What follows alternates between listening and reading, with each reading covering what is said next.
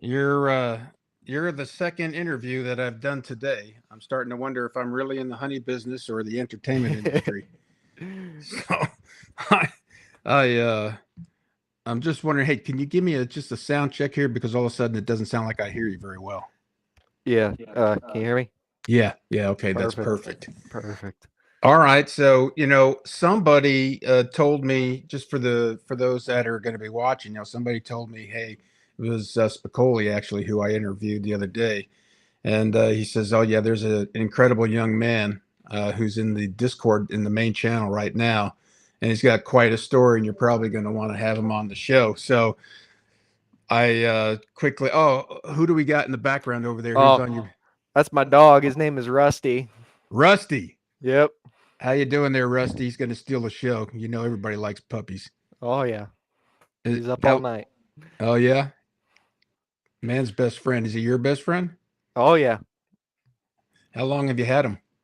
14 years. Wow. Okay, so Yep. he's not a puppy. Yeah. I've had him since I was real little. Family dog.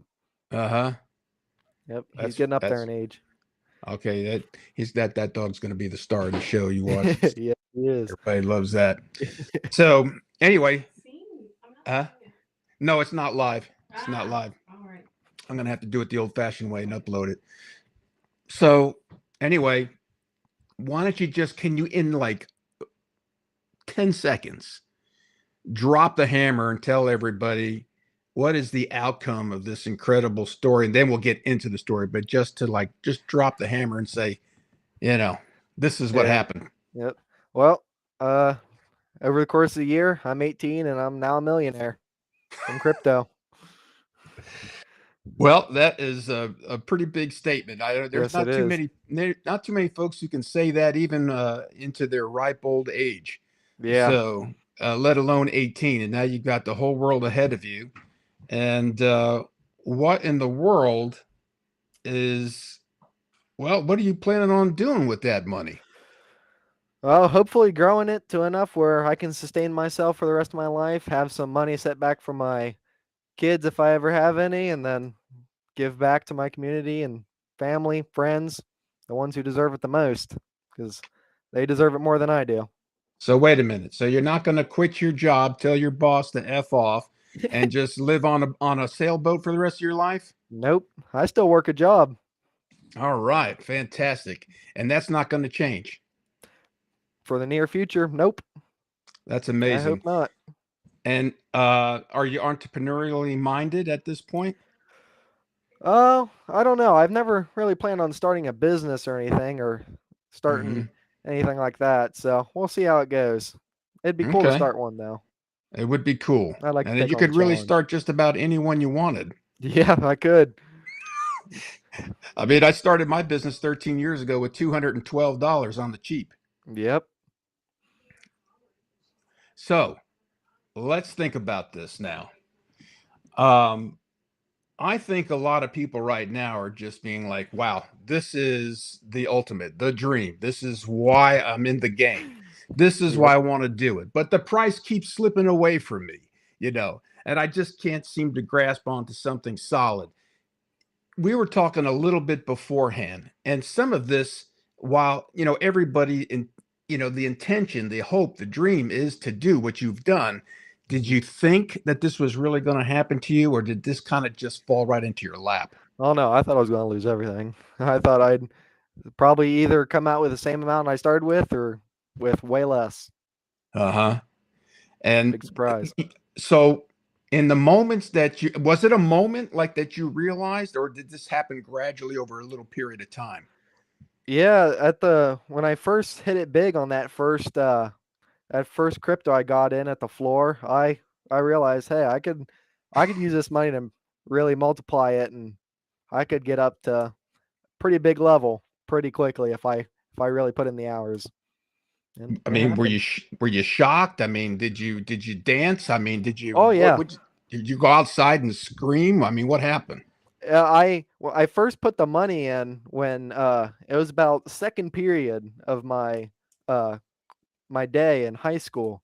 And I think it was just after lunch when I looked at it and I was like, "Holy crap, I have way more money than I put in. Like it's way over it's way over what I ever thought I'd have. So I Uh-huh. quickly sold and I did a little leap of faith and I just jumped for joy and had to go around telling everyone, "Yo, dude, I just made all this money." I felt like the coolest person in the world. I bet you did. Yep. You must be a really nice young man to have this kind of karma this early. Yeah, I guess. Maybe I should try the lottery. Uh, wow, that is really incredible. So I think everybody would probably really like to know, the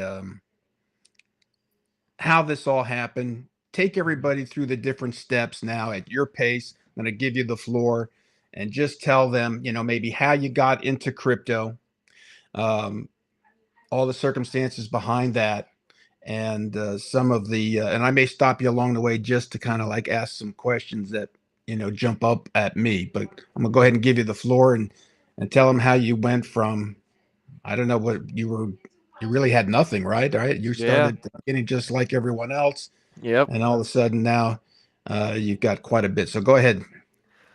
Well, I first got introduced in crypto back in it was probably 8th grade. It's been 5 years ago when that Bitcoin Eighth jumped grade. to 7,000, and everybody was like, "Oh my gosh!" Some people made millions, and some people put it in there, and then it dropped 90% and lost everything. And Yeah. everybody was like, "Oh, wow, this was like a pump and dump. It's done. Nothing's happening with it anymore." Of course, they say that every time that it goes down. So I first got exposed to it then, but I didn't have any money. I was only in 8th grade, didn't have a job, didn't have anything. The only But I money mean, I got. were you interested in it in eighth grade? No, no. I just thought it was something cool that happened. Like, wow, All right. these people made a lot of money. I didn't even research it. I didn't even know what crypto was, but that was the first time I ever saw it, like what it did and Mm, just Bitcoin in general. okay.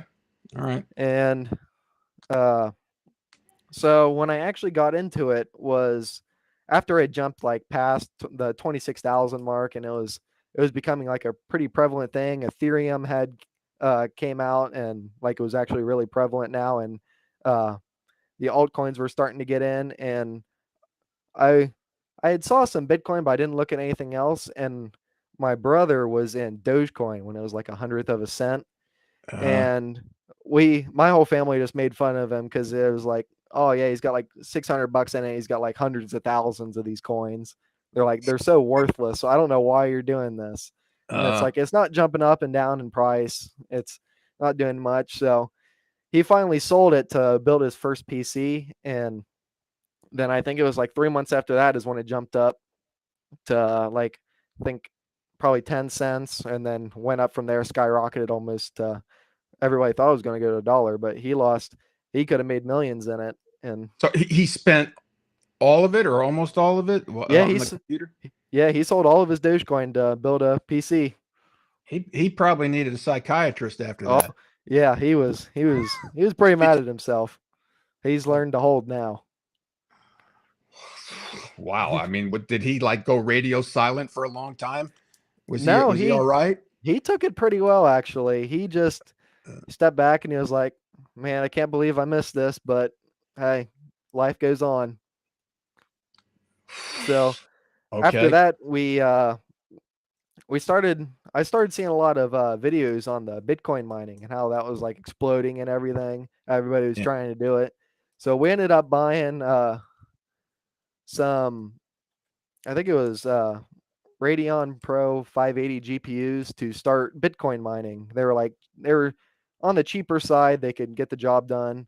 So Mhm. that's when we started actually making money in Bitcoin and all of that.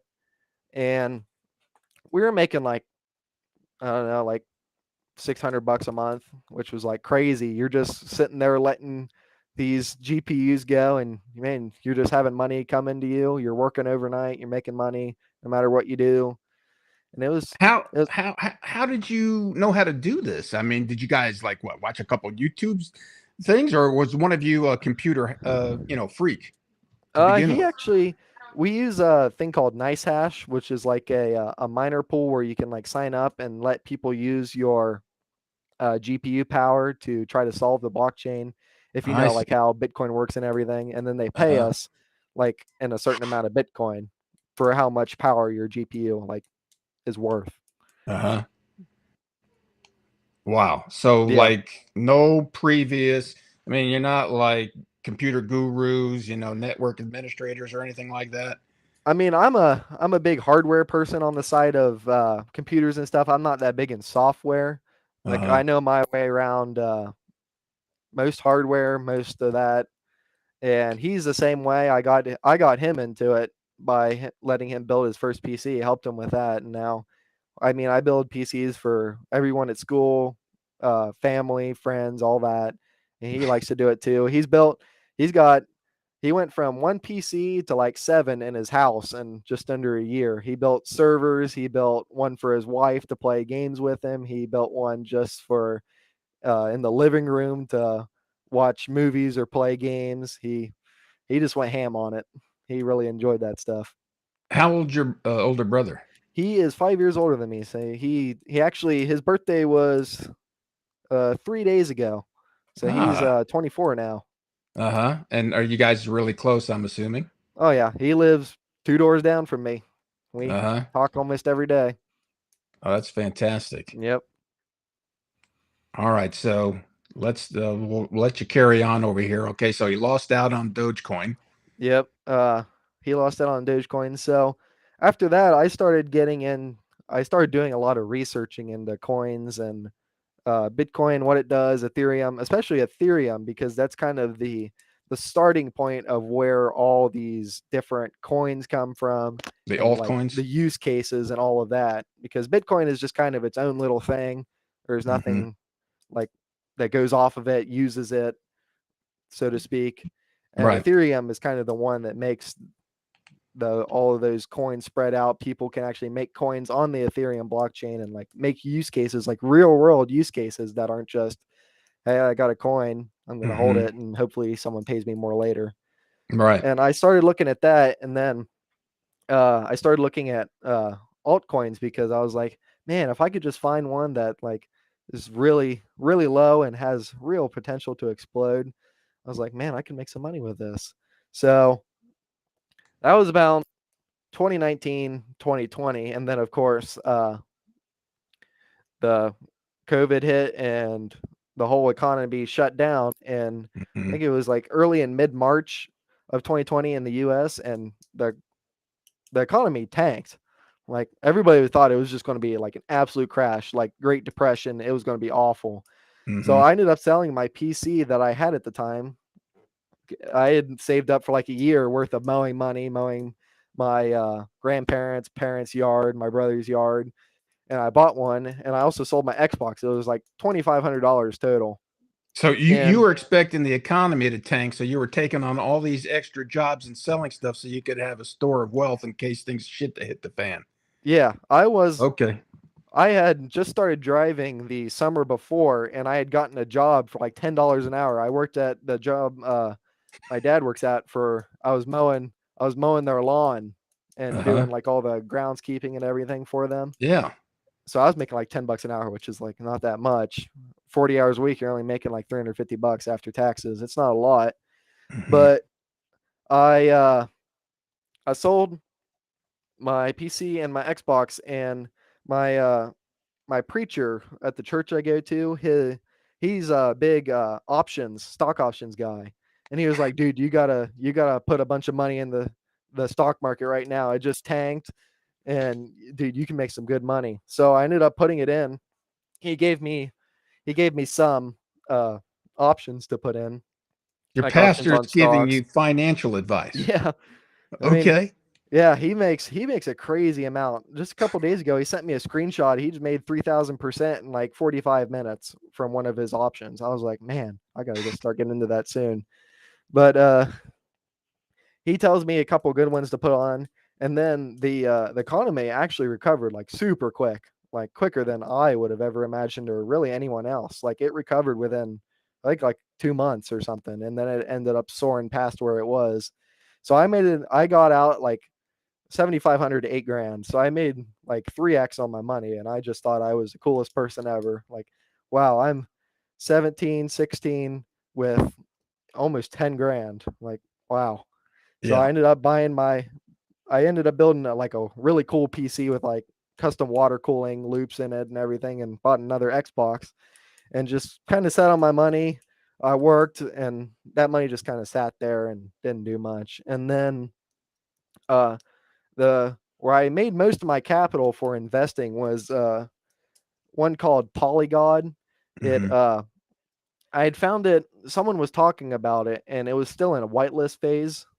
And I ended up getting in at like I didn't get in the whitelist, but I got it right when it started the pre-sale. So I got it in. It started at 6 cents, and I got in right at 6 cents. And then it ended up jumping up to like over. It was around $1.12 to $1.15 when I sold, and I had made like a crap ton of money. Like that's a lot. It was like, what is that? It's over. I don't know the exact number how many I multiplied, but it turned my money into. It was about $2,500 I put in. It turned it into a lot. Uh-huh. I had my good old the rest of that day. I was so happy, jumping for joy, telling everyone. Ran home after school. Didn't even go to work that day. I told my mom, like, look at this. I just made this crap ton of money. Is make from this one coin, like just What one thing. It was what like did two what did she hours worth of say? work. She was like, "Holy crap! There's no way that this is real." And then I showed her, and I ended up. Only had a student checking account, so I could only transfer like $2,500 per day into it. Uh-huh. And of course, at that time, like it was the first time I ever used an exchange to Hmm. buy stuff like off of. I didn't use Coinbase. You had to do it through Pancake Swap, and I was like, I have no idea what the heck I'm doing. So it was just sitting Yeah. in this wallet. I was like, I gotta move it. I don't know how this stuff works. I need to move it into like actual money. So I ended up having to move it to her account so I could actually get all the money in there without taking like 2 weeks. I bet she And thought it was real then. yeah, and she was like, "Holy crap, this is real! I can't believe you just did this. I wish you would have told us about it." And I was like, "I wish I would have told the whole family about it. We could have been multimillionaires by now. You guys could quit your jobs and retire now." But after Yeah. that, I've just been steadily investing, finding some coins that I mean haven't done insanely, but I mean like 3 to 5 times on my investment. And I'm smart, thank goodness, and I don't put all my chips on one crypto. I put below like $3,000 in them, so I don't put a lot Oh, in, which yeah. is like maybe 1 to 2% of my worth. And people would be like, "Why can't you? You can like easily put down 10K and lose it, and just sweat it off and be like, wow, didn't even know I had that 10K because it's just so Mhm. much." But you gotta, even when you have this much money, you gotta kind of conserve it and still play your chips right to make your money. Well, you sound like you're wise beyond your years. Are you sure this has really sunk in just yet that you're a millionaire? Oh, I don't know. I haven't. I mean, I have 30. I moved 30,000 out and put it in a savings account so I could have like actual cash on hand. And right now I have like $130,000 in BUSD. I used to have like almost like a third of my total net worth in it. And then when Luna and UST broke down, I kind of took most of it out of a stable coin because I was like, this, I don't want it to collapse on me and then never return. So I've got about 130,000 in BUSD to make sure I have money if I Mhm. ever somehow as an 18-year-old have to use that 30,000 then dip into something else. At least I know I'll have that money there, Yeah. easy accessible to liquidate. Are you having a good time? Are you enjoying yourself? Yeah, I mean, I haven't really spent it all. The only thing I've actually spent the money on is I took out just enough money to pay the rest of my parents' house mortgage off. Yeah. Had like 6 months left on it. They were super smart with their money. They got a 30-year loan and paid it off in uh, just over 18 years. And I just paid the Mhm. last 8 months off of it. So they Yeah. they were planning on having a really nice dinner once they made the last payment. So I went ahead. They didn't even know it. I went ahead and paid it off for them, and they were totally dumbfounded by it because they went to make their next payment and they were like, "Holy crap, someone just paid it!" And I was like, "Yep, you guys deserve Well, it. Go they on that must have nice date." known. Did they know it was you? I told them, yeah. Once Uh, because I had heard them talking about it. My mom was asking my dad. Of course, he has he has no idea anything about finances or anything like that. She's an accountant, so she does all Uh, the money stuff. And she was talking to him, and he was like, of course, he had no idea. And I told him they were wow. they told me I didn't have to. I mean, they only had like 6 to 8 months of it left. I was like, Yeah. I heard you guys wanted to go on a nice dinner, so go ahead and go. I've got all this money. I have nothing to use it with. I've got all my college paid for through scholarships, and I'm in the army too. So, Ah, hmm all right. Fellow dog face. yeah, Uh-huh. I got out some time ago, but have yep. you done any tours? No, I've only been in for 2 years now. I joined sophomore year, or not sophomore, junior year. So I haven't. I go back and I start in July 7th. I go back for my AIT at Fort Oh, Leonard Wood. okay. Hmm So you just got out of boot camp a little while ago? Yeah, last summer. Uh-huh. What'd you think of that? Oh, it was fun. It was hot. It sucked with the masks too. Like Uh-huh. Oh, the every, gas chamber? no, the just mask for COVID, the Oh, cloth okay. I didn't know. masks. Oh, I see. Yeah, Uh-huh. we had to wear them there, and of course, and I went to Fort Leonard Wood, and it was like 100 degrees every day, and it was just Nice, you had to nice. wear them everywhere, outside, inside, no matter what. If they saw you take it off, you got counseled, and Ugh, they were going for your pay. I could So imagine. yeah, and it was like these massive cloth ones, and it had like two strings. One went above your head, and then one around your neck. Ugh. It was like it felt like it was like that thick. It was You just had to go awful. through the entire 3 months with that on? No, it was only 10 weeks. Okay. Hmm Wow. Hopefully, I don't have to do an AIT though, because that's another 8 weeks for me, and I'm not looking forward to it if I have to do that. Well, so how do you what did you think about your treatment in boot camp? Did you ever have anybody talk to you like that? No, it was. I liked it though. You learn some things that you never think you'd ever learn, and you get experience to a whole way, like a whole new way of life, very Uh, very quickly, like within a couple everything. hours. Everything you got to relearn. Yep. I mean, even the way you walk in the Yes. chow hall, the way you hold your tray, the hmm way you sit down, the way you Yep. eat. You don't do anything unless you're told to. The only thing you can do that you're not told to is breathe. Yeah. That's what they told us. Yeah, it was interesting. I was 35 years old when I went to boot camp, Yeah. and I had never had anybody talk to me like that, brother. hmm I was Yeah. like, I bet it was probably easier. Like most of us were 18 to 22, like you said, but yeah. we did have some like people that had to go through crap ton of paperwork to be able to get in because they were 35. There was a female there that was. She said she was 42. Wow. I have no idea how she'd get in as 42. She was probably like, I'd say just 5 foot. She was a tiny African American woman, and Uh-huh. like she was the sweetest woman ever. Like she had kids. She was one of her daughters was actually pregnant, so she was getting ready to be a grandma, and she was just now joining the army. What was she doing there? I didn't ask her what she was doing, but I honestly don't know what she was doing there. Like Uh-huh. I don't know if she needed the money, if she was going back to college, like to get a master's or get her degree or something. But Well, there were if a lot she of. if Sorry, she you was go. over 40, they must have called her grandma because they called Yeah, me grandpa. she had some gray hairs too. She looked like a grandma. She was like sweet and nice and everything. Yeah. Wow. Yeah, that was my name was Grandpa. That's what everybody called me, Grandpa, Yep. at 35 years old. But I'm glad you had a good experience. Yep. It's a good way to prepare yourself for real life. I Oh do yeah. believe that. Hmm. Oh yeah.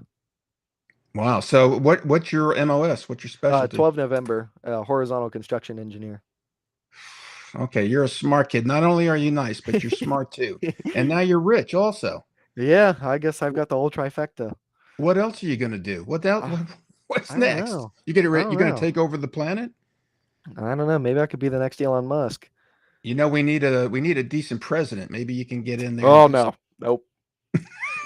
You don't want any part of that, huh? No, no, no. Politics is I What turned you off about it? Because you know what, a lot of people feel the same way. They'd like to do something, but they're like, no, not until they I clean it all out."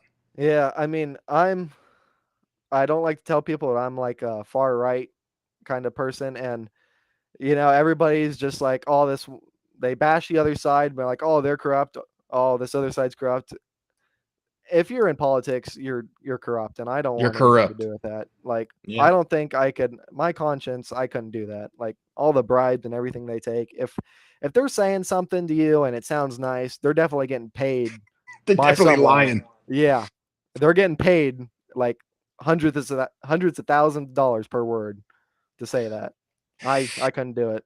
Couldn't take the stress. Couldn't do it. Uh-huh. Not for me. You hear this young man in here, Mom?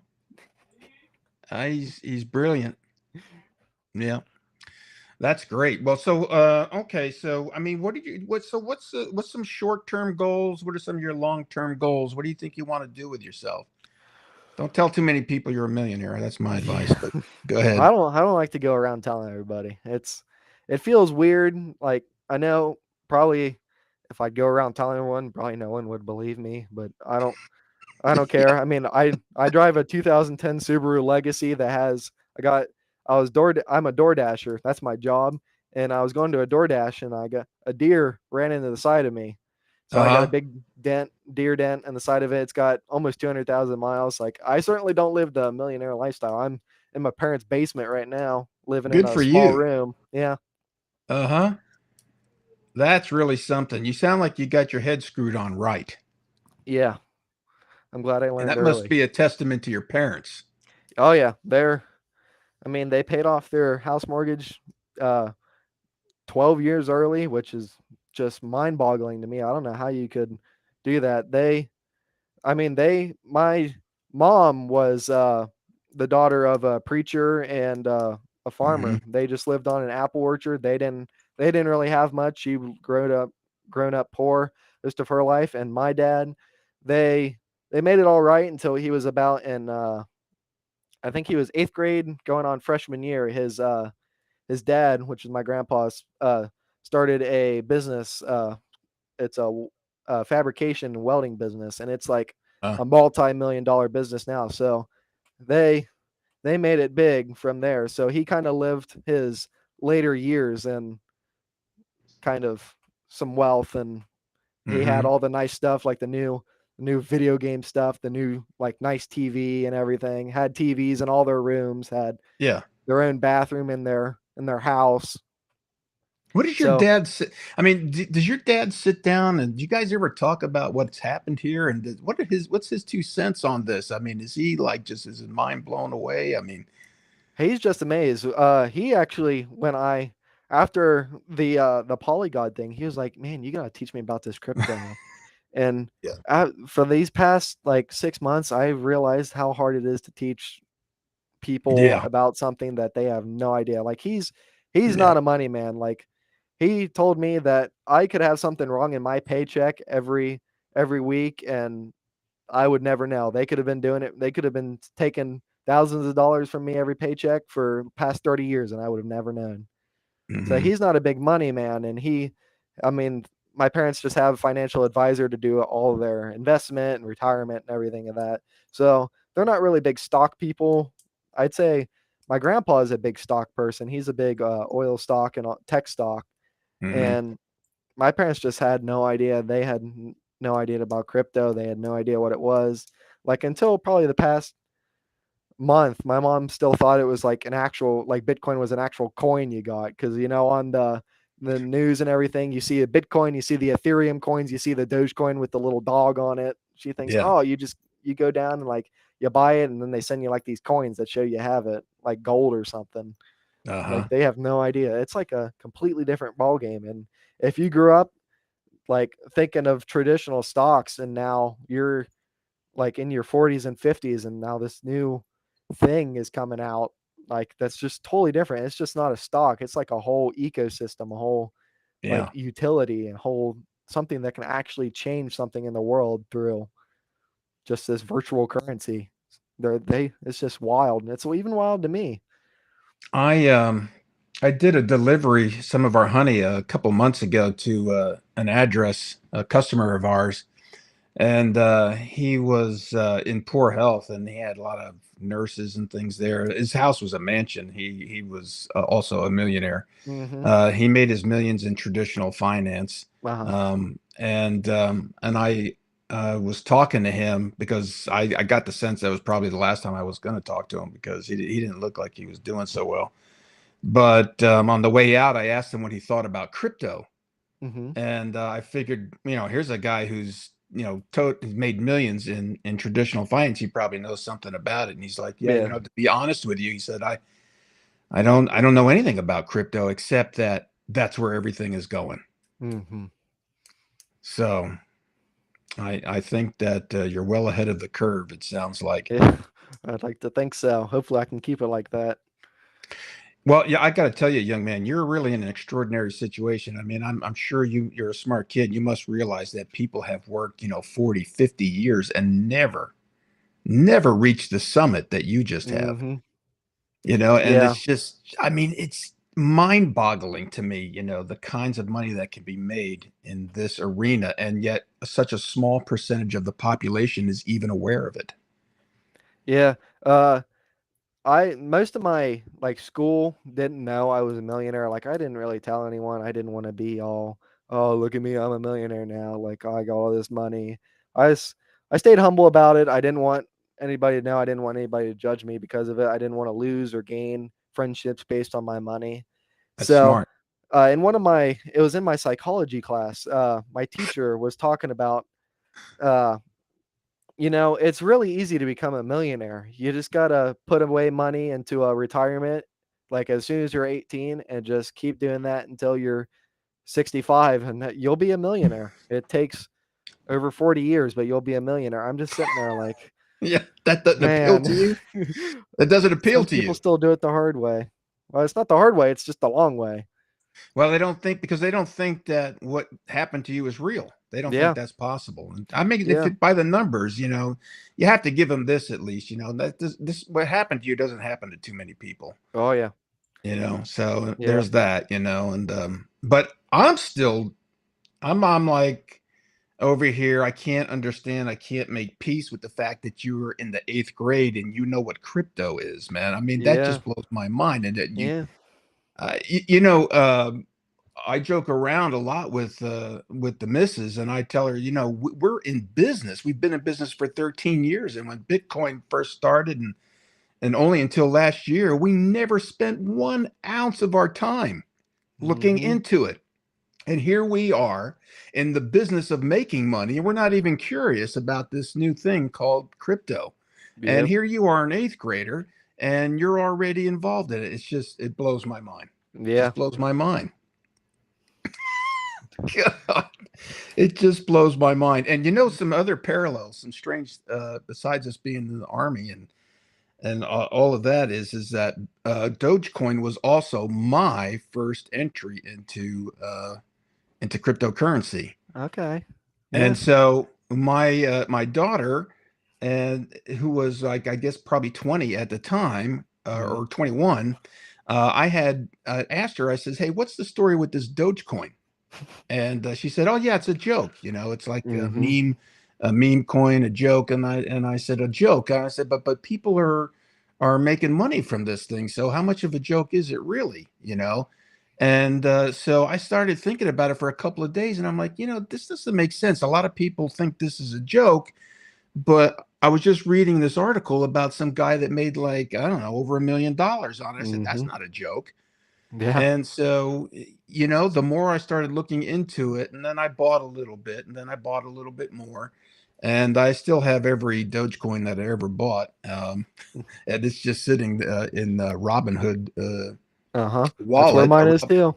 Oh I yeah, I put $200 into it after it had its initial pump. It was at like 28 cents when I bought it, so I'm like 60 uh huh, 60 to 70% down on it. But yeah, I put $200 into it. My dad put like $1,200 into it. Of course, they had oh, no idea. uh Yeah, huh, and then it went to like I think 70 cents. It and yeah. then everybody was like speculating it was like supposed to be like this Doge day where it's supposed to go to a dollar. Everyone was going to pump it to a dollar, and it ended up going down, and it's never recovered since then. It's You think it ever will? I don't know. I mean, For a meme coin, I don't. People pump billions into a joke. I don't. I think it hit its high. It's got no real utility. It's. Hmm. I think it might hover like the 8 to 20 cent range and stay there. I don't think it'll. It's got that one pump, but I mean everybody realized the the hype has cooled off. There's real no use for it besides it just being a meme. And Elon Musk has a Of bunch of them, and course, it's didn't people say that also about Bitcoin too, though? yeah, yeah. So I could be very wrong. And same with Shiba Inu. Like Yeah.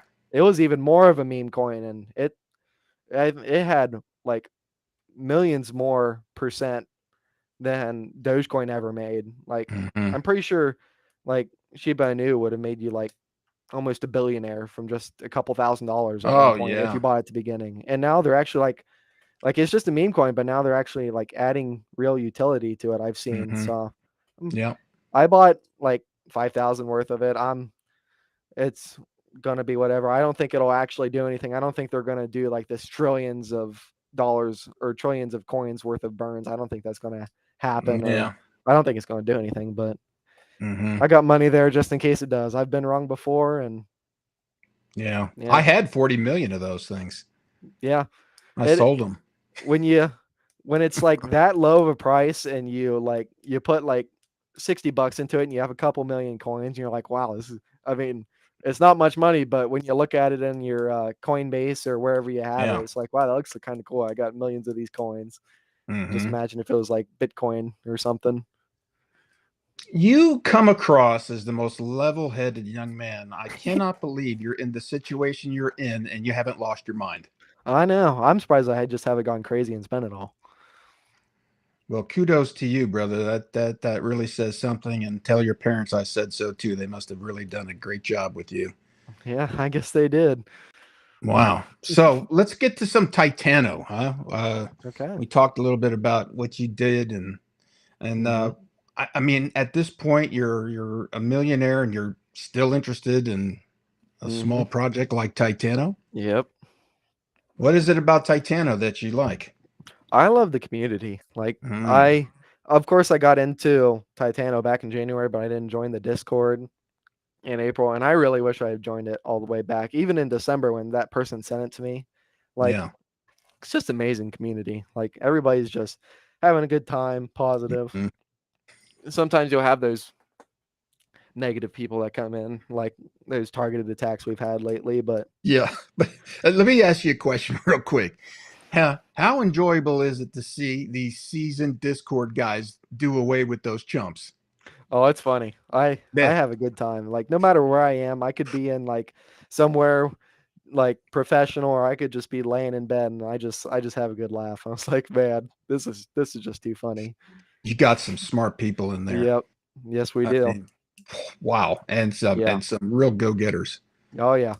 We have some we have some people who really know how to go on the offensive, and we have some people who know how to stay calm and de-escalate. We know some people how to they know how Yeah. to do things, they know how to get things done, You got a especially our real dev you team. got a real community in there. Yeah, we do.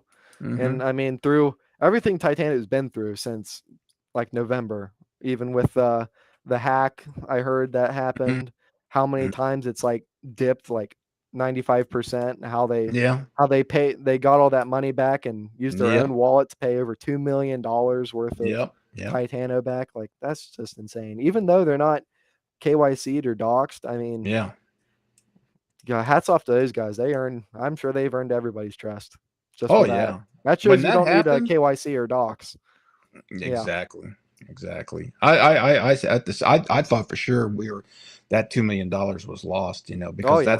that's what they call the DeFi, right? It's the Wild West of Mhm. DeFi. That's it. You said it's gone, it's gone. You don't get Mhm. it back.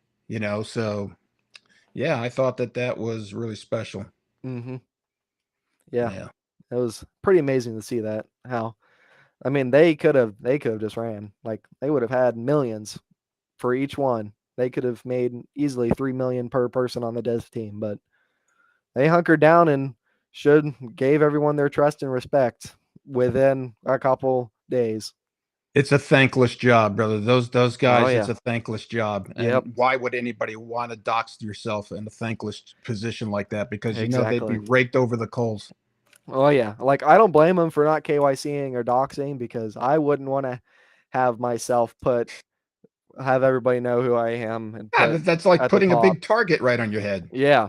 It's like now you're just everything we saw go down with the Jesse debacle when he sold and then made that video, everybody was just going ham on him. Like I couldn't even go into the Discord. That was probably You're not supposed to say his name. oh, I'm sorry. Well, like everybody was just going off on him and I was like, I get Uh, it. Like I get why you can be mad, but man, some people are just going after his family, like death threats. I was like, man, I would not want to know. I would if I was like a big person in crypto, I would not want to know, let people know who I am, because that is just scary. yeah, Like it is scary. I can't imagine like the people in like the traditional stocks with like the $1 trillion companies like Microsoft and Apple and all that. Man, I bet they just like if they do something that someone doesn't like, I bet they get a lot of flack and a lot of like Oh yeah, hate dude. You see on the for it. news, they people Oh camp yeah. out on their lawns. Yeah, it's like You I would know? not want that. Like, Oh yeah, yeah. could not do it. The That's stress why and let me tell you something, man. People are like, if they think that I want to be some kind of big YouTube star, forget about it. nope. Okay, I've already got a business. I simply want to help this thing get rolling and get other people involved, and I'd be glad to step aside and let somebody else do this. Because it's Mm-hmm. like 10 o'clock at night, and I've done two of these things already today, Yep. and it's like I haven't done work that I need to do, and Mm-hmm. it's like but that's the way it is for now. Yeah. Maybe you can take it over. I don't know about that. That seems like a lot of work for me. Especially I have no experience. I'm only 18. I don't have Neither wisdom do or I. experience or anything. Neither do I, friend. And that's the point that I'm trying to make to people. It's like when I started my business, I didn't know what I was doing. Yeah. I didn't know anything about the industry that I was getting into, and I had $212. I don't know what I'm Yeah. doing right now, but I'm doing it. Yep. Even though you're looking at my drapes and my paper shredder over there, and the jackets on the back of my chair, and I mean, I just don't care, it's because Mm-hmm. I'm just trying to do something to help my investment, your investment, and the community, Mm-hmm. And I just would really like to inspire other people to get off their ass and bust their ass a little bit Yes. and do what you can to lift this thing into what orbit or whatever it is, wherever it is that we want it to go.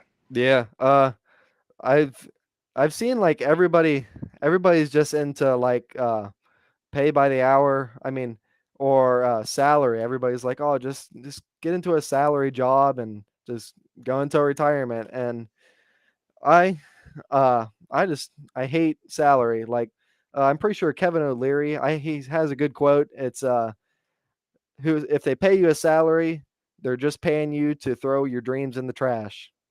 Like they're paying you to basically come in, do what they tell you, and no matter how hard you work, if you bust your butt off all the time, you're getting paid the same amount, and you have no freedom. You can't. You're getting paid this. You for your time. You're not getting paid any more. You're not getting paid any less. It's just I tend to agree with you on that, but let me just I just want to for the folks that are actually in that situation, and I was too. It's like got to understand and also try to remember that a lot of these people have no idea what that they can do something else. They don't know that there's something else they can do because there's nobody in their life who's telling them, "Hey, there's something else you could do. Did you ever think you could do this? What about this? I think you would be good at that." And so, a lot of people, they have like let me tell you, my grandmother when she was alive, I was a truck driver before I mhm, got into business for myself, mhm, and I always felt like I should be doing something different. Also, like, I just felt like I was wasting my potential, but I didn't know what to do, and I was telling my grandmother this thing, and she says, well, Anthony, there's nothing wrong with driving trucks.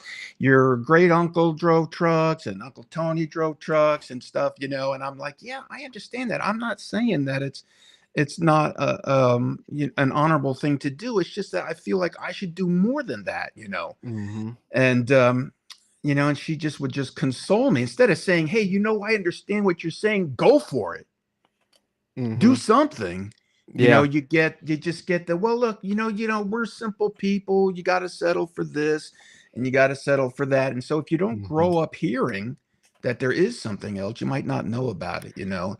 Yeah, I found it out pretty quickly, and I have a feeling that I mean I'm only 18, and I haven't had this feeling, but I have a feeling most people get that itch at some point in their lives that Hmm.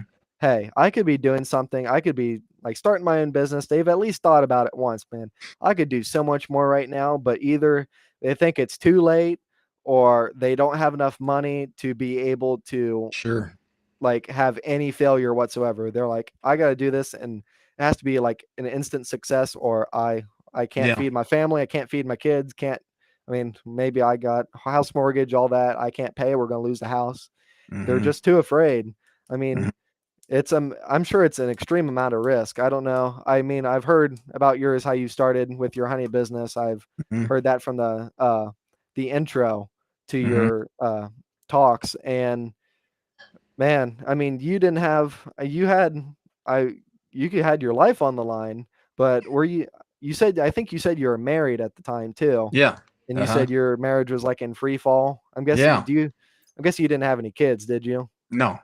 Okay, so I'm sure a lot of people like probably their biggest like fear factor for trying like to leave their job and start a business is I have kids. Hmm.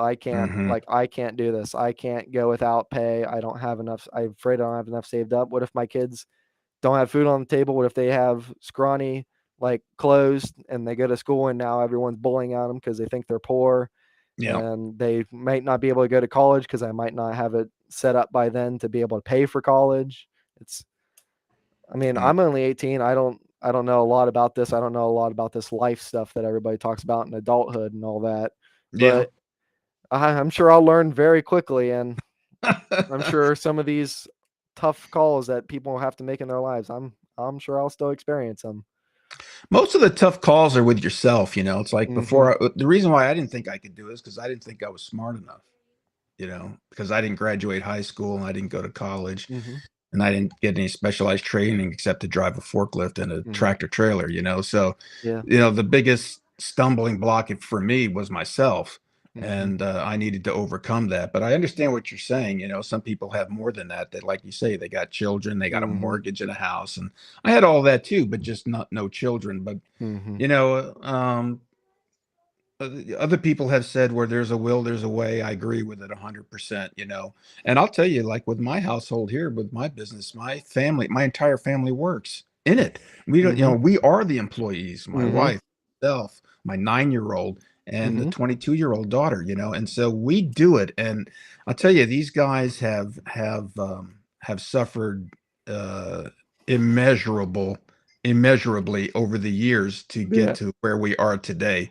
Yeah. And so everybody's got to pay their dues at some Yeah. point, and you probably will too in ways Oh yeah. you can't even think of right now. But Yeah. maybe you won't. If you're a smart guy and you don't do anything stupid, then Mhm. maybe you can spare yourself some of that. Yeah, I felt like when I hit $1 million, like I sat down and thought, man, I could go two ways with this. I could go and blow it all on nice cars and nice stuff, and Yep. I mean, I could get all the chicks and everything. I could be so cool and all that. I could Yeah. show these guys up at school who they have massive car payments so they can get the nicest car and work themselves to death just to have it to make themselves look cool.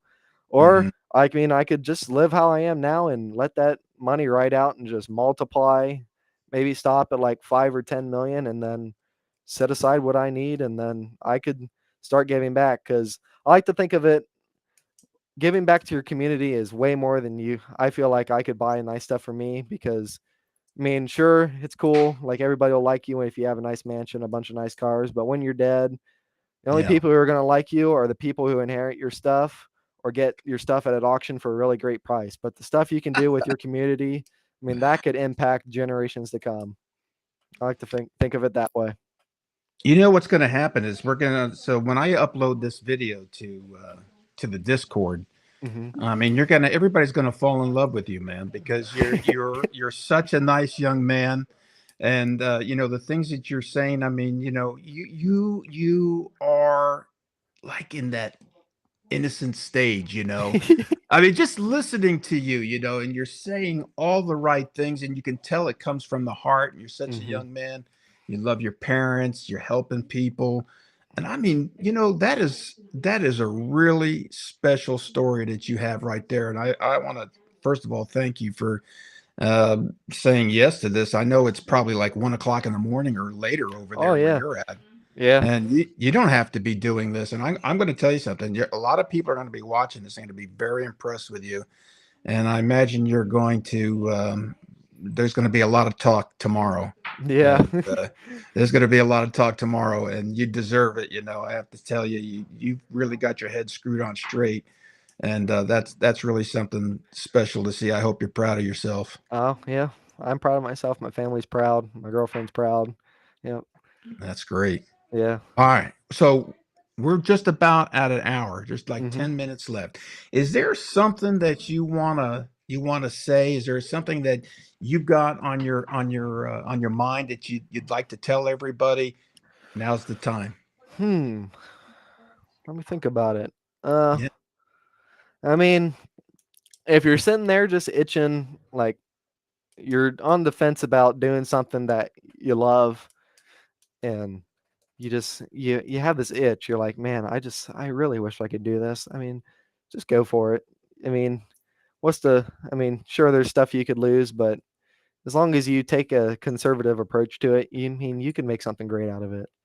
And just, I mean, as long as you stay positive about it. I mean, there's so many things I'm sure in people's lives who are older, man. It's probably just rock bottom for them. This absolutely negative, but I think as soon as you start as soon as you start thinking about something negative or just put negative thoughts in your head, it just goes downhill from there. Like when I was in basic, I Mhm. mean, there were some points where it just sucked. Like you're up for like 3 days straight. Yeah. You're just like 1,000 push-ups in, and you're like, man, this sucks. I don't know why I signed up for this because I didn't have to do it. I signed Yeah. up willingly. Nobody forced me to. There's no conscription, no draft, no nothing.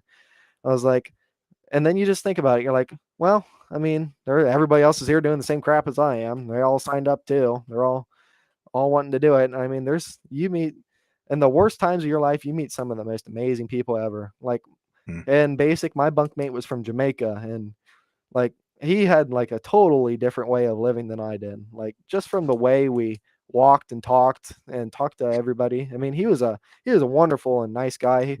Like half of my platoon was people there to get their citizenship. Like they were from Mexico or somewhere in Africa. Or so I had a couple people from the Middle East. They were all there trying to get their citizenship, Mhm. and like I can't imagine how hard it is for probably some of them. Like I mean, it takes probably a decade to get like your citizenship just through natural routes, and now they put their lives on the line just to be able to like get a better life and hopefully get something new. Mhm. And it's it's I find it truly amazing what some people like if they want to do something, they'll go through it. Like they'll go through crap and everything to do it. And it's like Hell and high water. oh yeah, and like everyone, like I had talked to some of them, and some of them just had awful like childhoods and everything. But they're here spreading positive vibes during like the whole thing, no matter what's happening. We're like one time we had to get up at like 2:30 in the morning and go run 4 miles because the drill sergeant came up and one of the people on fire guard was sleeping, and Yeah. Yeah. everybody was like, "Man, this is bullcrap. I hate this."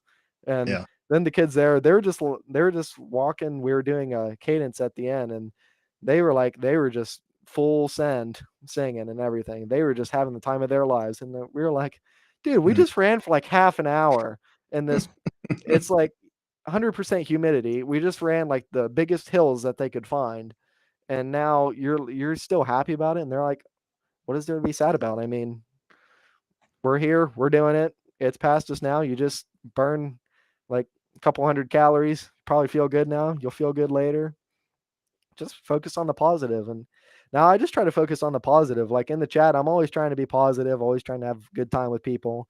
Mhm. People, I feel like I have a pretty good positive sentiment in people, and like when they see me, they're like, "Oh yeah, that man's positive," or "He's a nice guy. He's fun to talk to."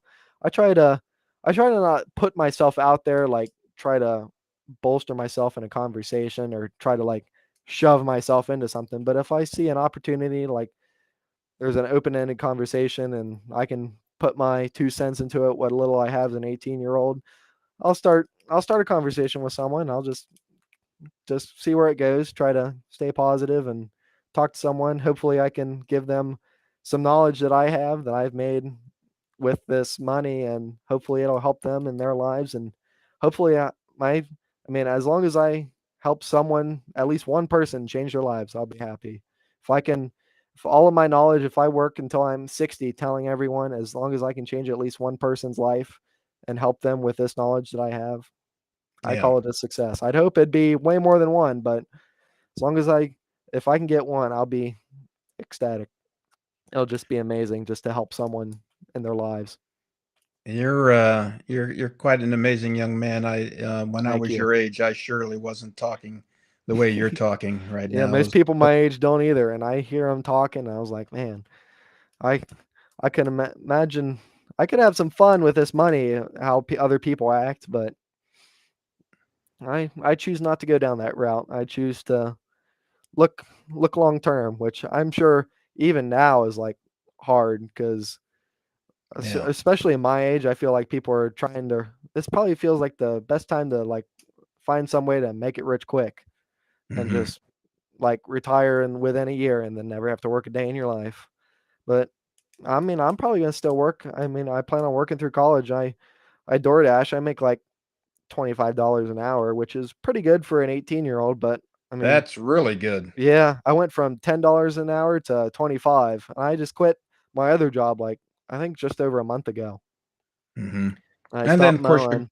but you're going into the army, so you're going to be Yeah, doing that full and time. I'll after that I'll be back in like the end of September. So sadly the chat won't have the pleasure of listening to me for 2 months. I hope they'll miss me. Well, you're gonna marinate over there, and you're gonna come Oh back yeah. an even more forceful and impressive Yeah. young. I'll come back. I plan on going to college and Uh-huh. going that route. I don't know. Maybe if I come out and like the crypto winter is over and maybe if I can like come out with like $3 million, maybe I don't maybe I just quit college because college I have a feeling I mean a lot of people say, "Oh, you need to go to college and everything." You don't need to go to college. I No, you mean, don't. if it's something you love, yeah, go to college. If it needs that degree, I don't. There's nothing stopping you. I don't have like any harps about college, but I have a feeling everybody thinks that you have to you have to go to college to be able to be successful, and that's just not the case. I'm pretty sure Elon Musk never went to college, or at Oh, I least don't know. for a while. And I mean, he's the richest man in the world. I mean, Yeah, I just graduated high school 2 weeks ago. that's I amazing. I mean I even had time to go to college, and I've I've already made an impact on my life and hoping to start making an impact on other people's lives. I think you will, my friend. You're way ahead of the curve, that's for Yeah. sure. But now the trick is to stay that way. Yeah. Don't get into trouble. Yeah. I don't plan on It it. doesn't I'm sound like you will, so. Yeah, hopefully. Let me ask you this, man, because whenever I meet people that went to boot camp, of course, some of the best stories come out of boot camp. I Oh mean, yeah. it's just like those guys are masters at what they do, and they're Mhm. funny as hell, and they're intense as can be, and it's Mhm. like and frightening also, I mean, Oh it's yeah. like it's just amazing. But what is give me? I want to ask you two things. One of the funniest things that you ever encountered in boot camp, and what was the most challenging thing that you ever encountered in boot camp? Oh, okay. So I had one of my uh best friends during basic. He was from Kentucky, and he was like a he had this real southern accent and he talked really slow. Like he had that full on southern accent. Sounded like molasses was just spilling out of your mouth. Yeah. And he was just he no matter what happened, he could just you could just look at him and he was doing something, it'd just make you laugh. Like you just die laughing. You're just standing there, like you're trying to stand in formation at attention and you just look over and he's like making some crazy face and you just die laughing and now everybody's getting smoked for it. But Uh-huh. uh it was it was the last day. It was, I think, 2 days before graduation, and we were getting our haircuts, and we were all sitting under a tree, and the drill sergeant was over there, and this guy, he rolls up.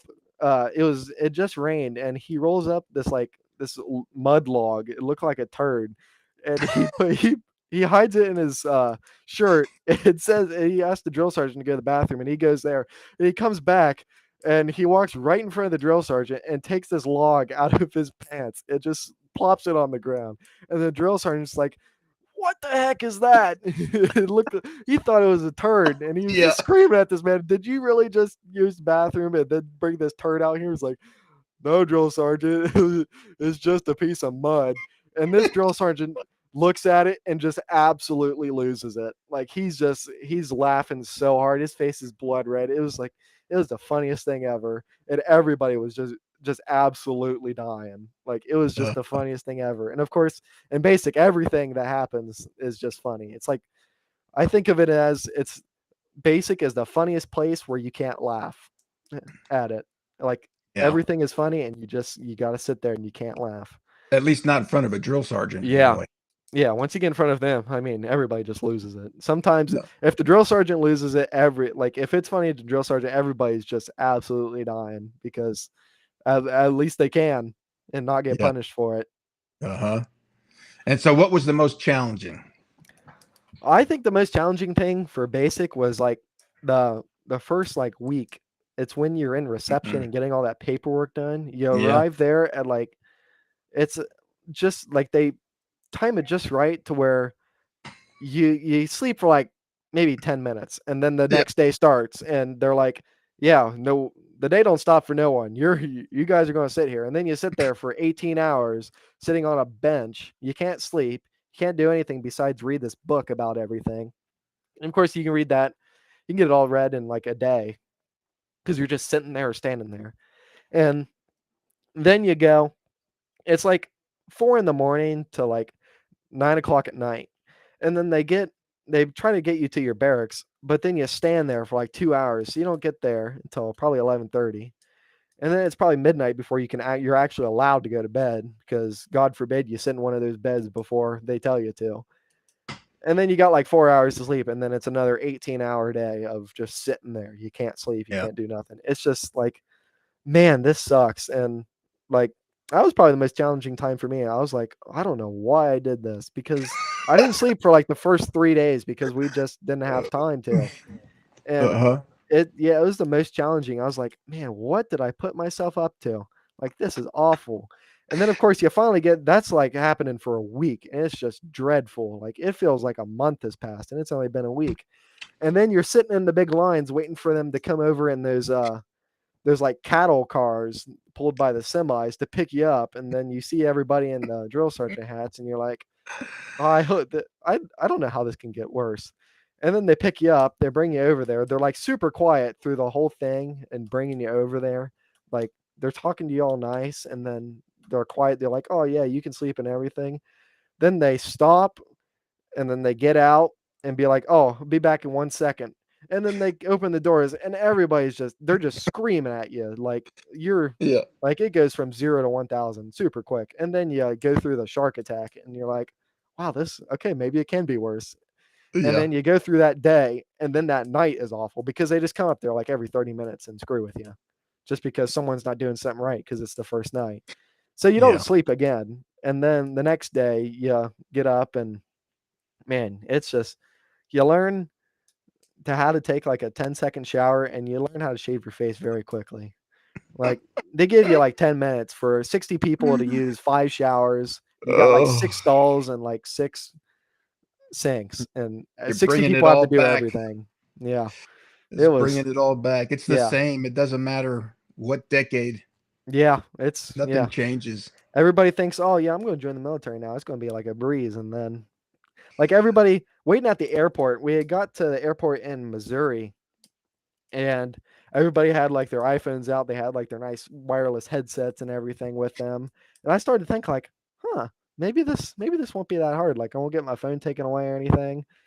And then yeah, as soon as you get there, you get that 10-second phone call saying, "Hey, I'm here. I'm alive. Goodbye." And then they make you put it in a bag and then you don't see it until you ship.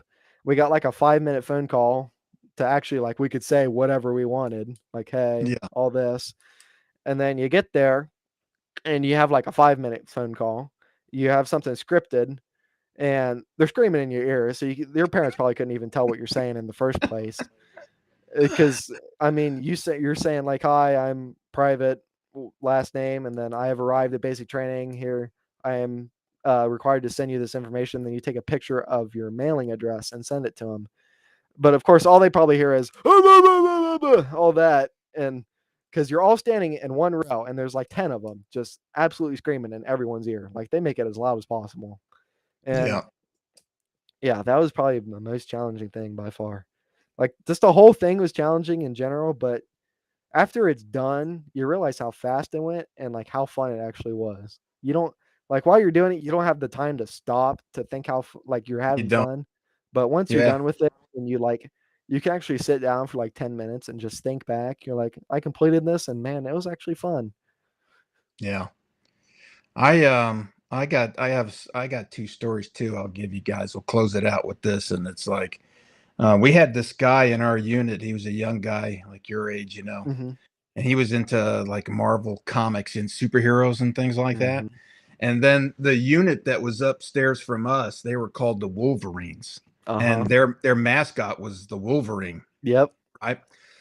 So one day during mail call, they're everybody's sitting in the barrack, and the Hmm. drill sergeant's bringing out all the mail and Yep. everything.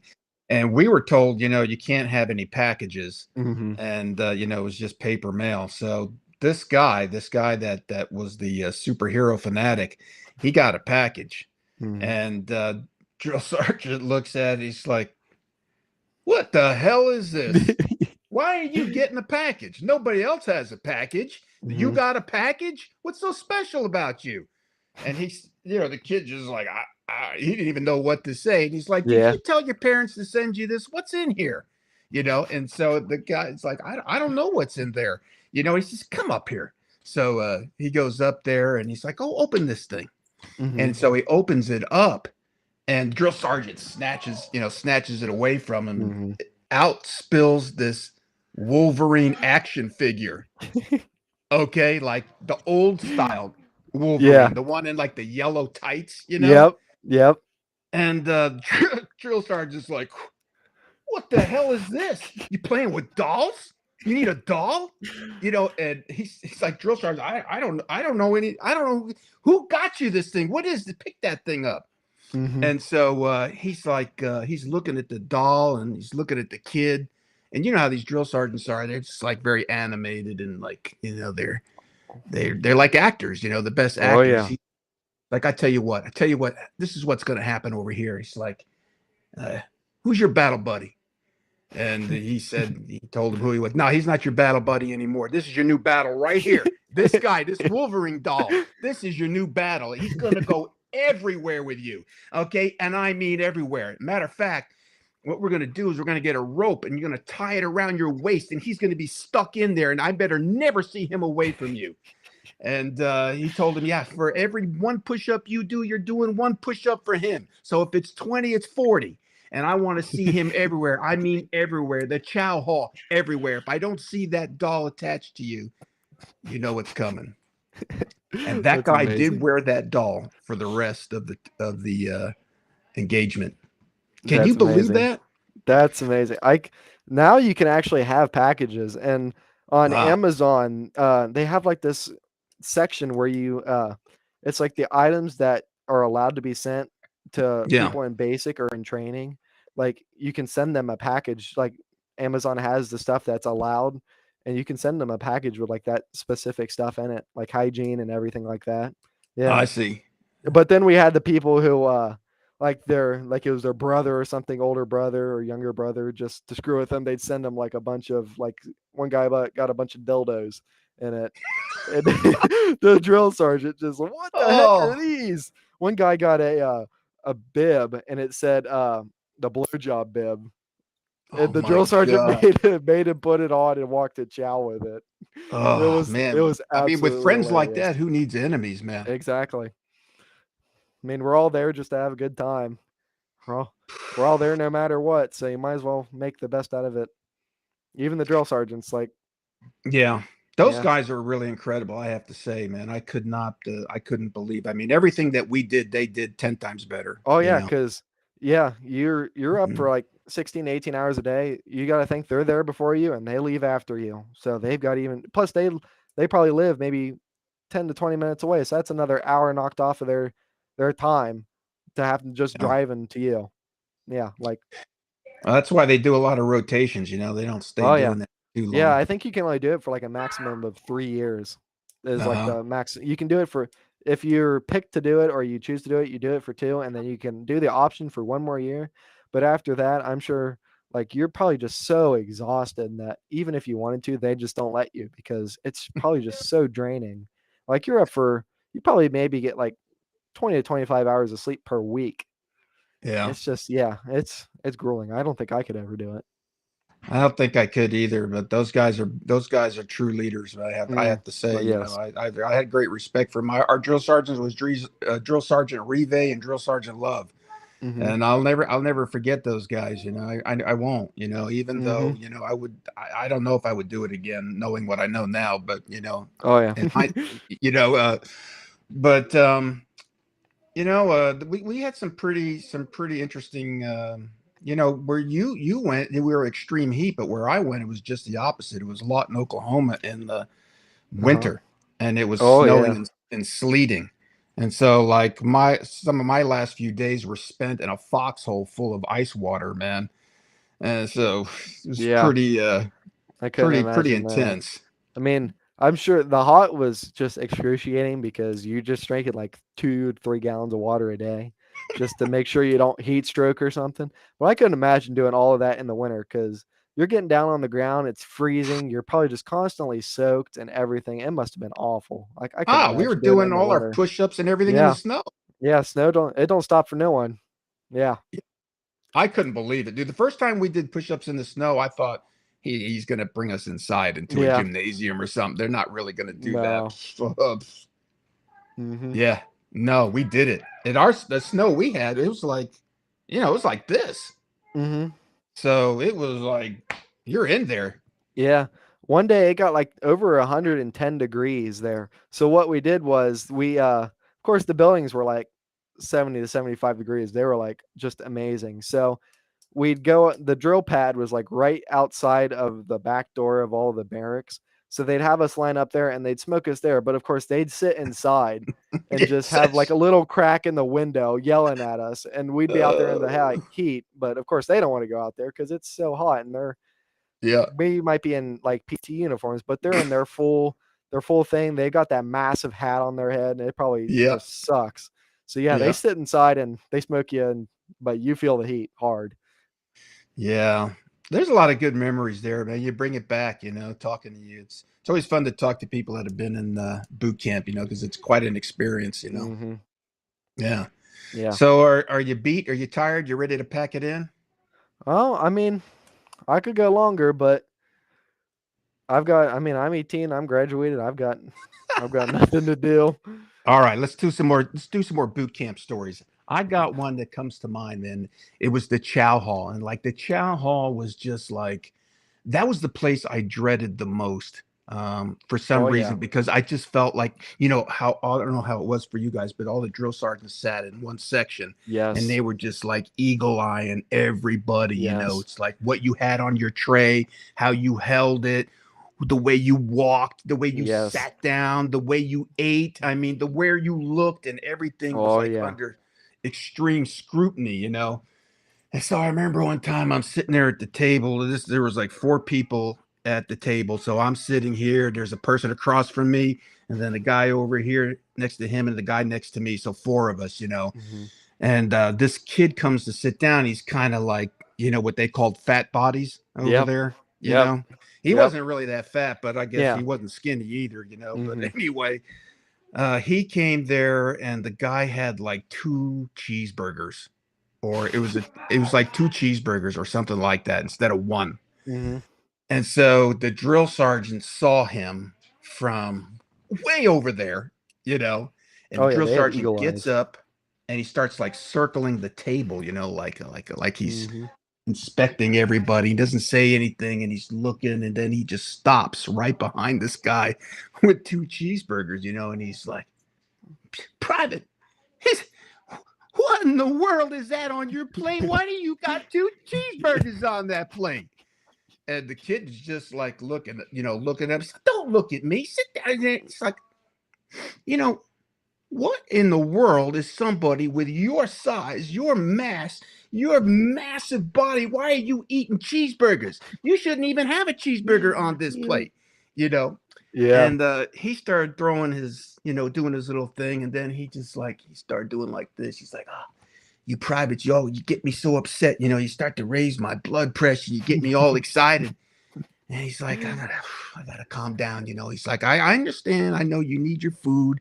You got a lot of stress over here, and you're working out, and you need that energy, right? Right? You need that energy. And I don't want you calling and writing home, telling your mama that we don't feed you over here, and that you're hungry, and that you're Mm-hmm. crying because you miss her cooking and all that stuff. He's like, I get it. I get it. He's like, I tell you what.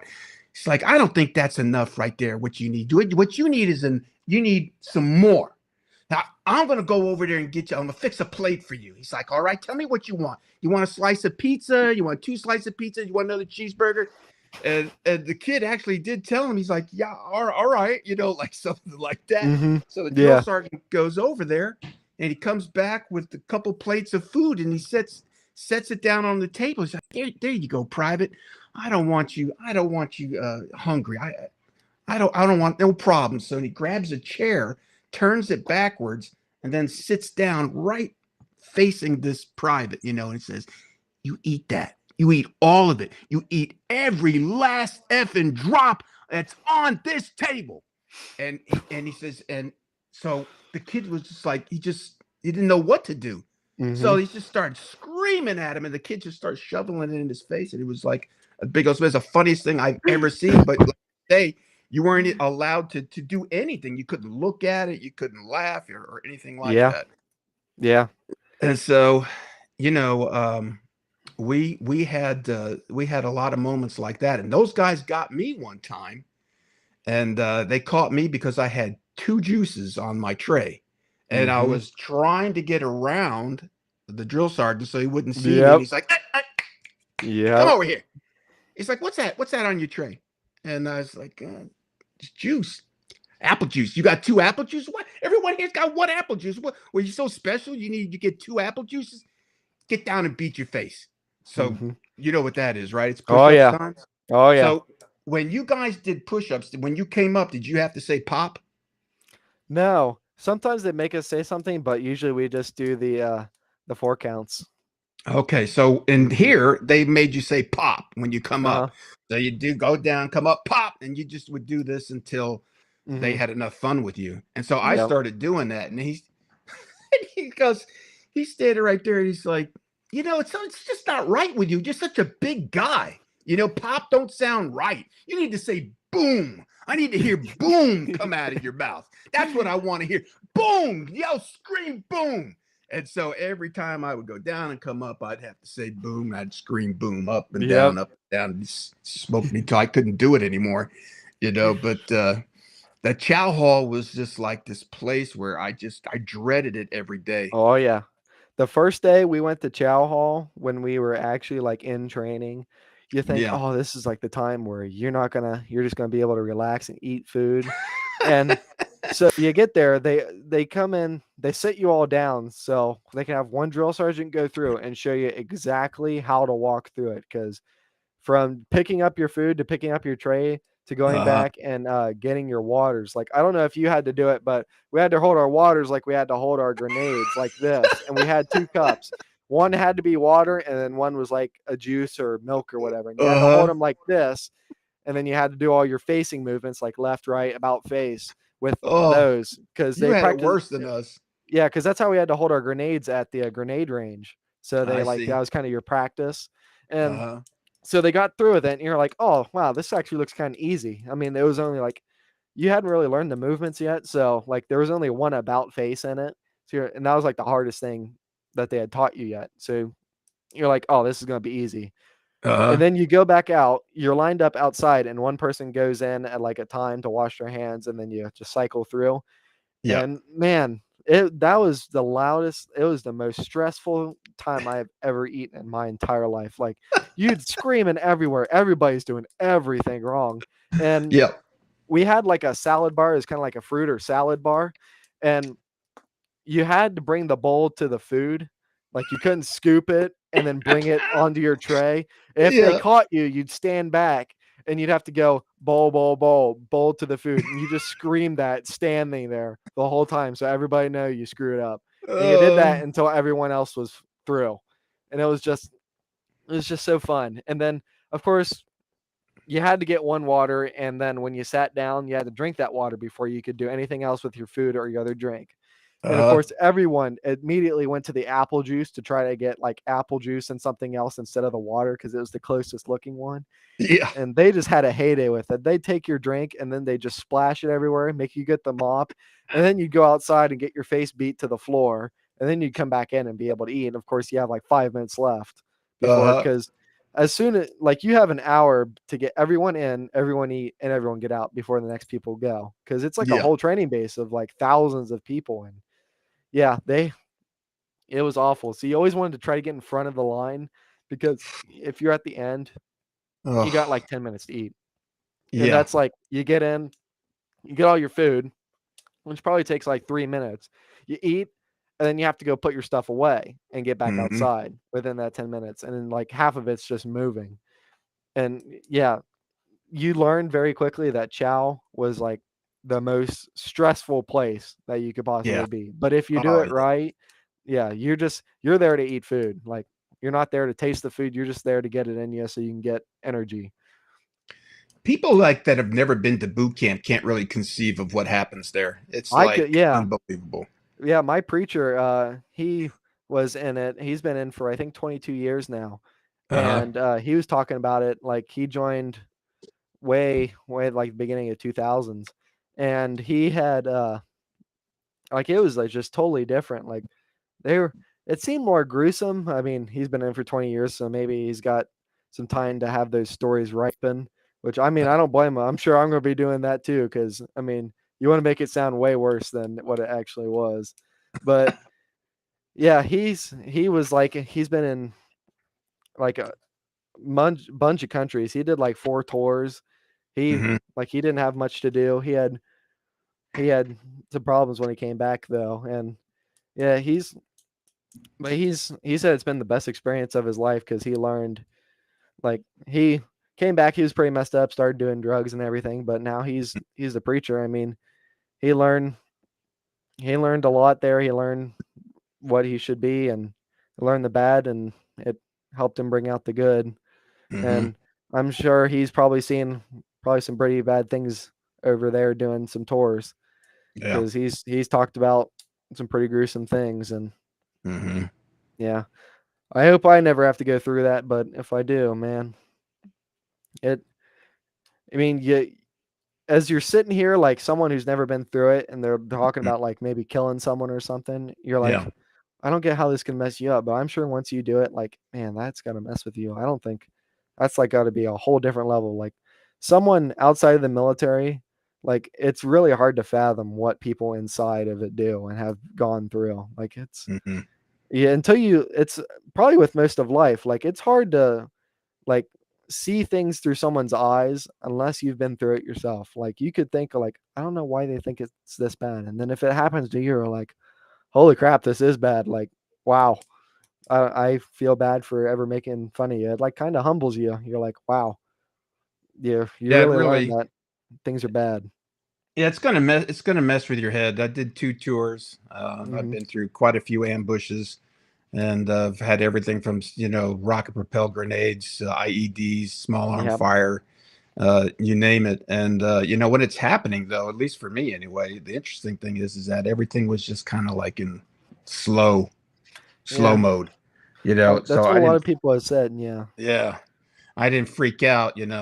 Yeah, it's Um, like you got all that adrenaline rushing through you, they said, and you focus on you just go down to the basics. You got whatever weapon you're carrying, and you got the person to the left and the person to the right of you, and you're there to protect yourself and the person to your side, and all the fear just goes away. And they said, and you're there, you're in the moment, and you're fighting. You're not afraid. You're just putting your life out there, and Well, my MOS was 88 Mike, uh-huh. so we Yep. were truck drivers. Yep. That's what we did, and so everything that happened to us happened from a seating position in our Mhm. vehicles, you know. Yeah. And it was pretty crazy. We used to just call it the lottery, Mhm. because it was like who's going to get lit up today, Yeah. you know. And we would always have to pass the refrigerated tractor trailer for our formations in the morning, Mhm. which was like, oh, you know what I mean? It was kind of Yep. crazy because it was always running, Mhm. and then behind us were all the torched vehicles and things like that. So, it's definitely a departure from what we're all experiencing here. Oh That's yeah, and for I'm sure it's sure. probably hard to come back here once you've been through all of that. I can't. But you know You. what, like you said, your preacher friend there, sometimes I think that those kind of stresses can, well, I think it can either destroy you or it can cause you to go inside Yeah. and and it can change you for the better. And from what I've heard, a lot of people it does that. It can do one of those very quickly. Like it'll Hmm. destroy you quickly, or Hmm. you'll find something good quickly. Like it Yeah. happens. From what they've said, it's happened pretty quick. Like they don't stumble on it for years. Like it usually goes downhill quickly or it goes uphill quickly. Hmm. Yeah, a little bit before I started this business, I had just gotten back, and I was going to work one day, and I just was like, it's like something was bothering you, but you don't know what it is, but Hmm. for a long period of time, for months. Yeah. And it was early in the morning, and the wire gate had like wire squares, Yeah. and there Yep. was a like a spider web on there, and it was dew all over the spider web, so you could just see the whole entire Hmm. uh spider web. And your preacher friend, he would like this, but for some reason or other, the sun was hitting that spider web, and it was glistening, all the little dewdrops, and I'm just sitting there looking at that thing, and I was like, wow. I'm like, I've been all over the world, and these spiders do the same thing everywhere. And how the hell do they know how to do that? Hmm. And it's like they don't they don't go to like conferences to learn how to do it. They just know how to do it. Where does that Hmm. information come from? And I just, I remember thinking about that like all day long, and Hmm. I never used to think about those things before, Iraq. Yeah. And but it causes, at least it caused me anyway, it caused me to start looking at things differently, and I recall that day as being the start of something, there, Yeah. where I was willing to consider, hey man, that's pretty interesting, you Yeah. know where does Yeah. that information come from? And I remember I Hmm. asked my brother, I called him up and I asked my brother, and I said, what do you think about that? And he's like, oh, it's instinct. And I said, okay, but what's that? What's instinct? That's a word, that Yeah. you're applying to something that you can't really describe, you can't understand. Like, where does that information come from? Hmm. You know? So, It's yeah, it's crazy to think about. Yeah. yeah. Yeah. But the things that take you down the path of discovery, the inner discovery, Hmm. you've obviously got some really good people in your life because you're already on that path. And Hmm.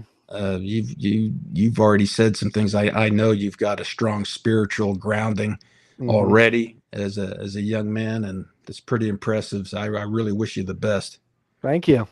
I wish you Hmm. well too. I mean, we've all, no matter what age, I feel like we all still have improvement. We all can learn something. We can all make something great, no matter where you are in life. Isn't that right? Yep. Just don't Well, quit on yourself. It's the biggest thing. Never quit on yourself. that's it, my friend. It You don't always starts quit. with you. Yep. A lot of people have asked me that too. They're just like, well, how do you, what's the best part? I'm like, I don't. I'm stubborn. Yeah. I don't quit. It's just not in me. Yeah. And I think that, whatever you might think you need to know, but you don't know, it'll come. Yeah. Yeah. I mean, you'll everybody thinks like some people grow up in good families, some people grow up in bad families, and everybody thinks like sometimes in the bad family, maybe you won't learn some things. Everybody will end up learning the same thing. Just some people learn it the hard way. Yeah. People have it given to them. Like everybody will learn some way or another. Sometimes it'll be harder. Sometimes they'll lose something great to have to learn have that experience. And some people they're just handed to them. And Hmm.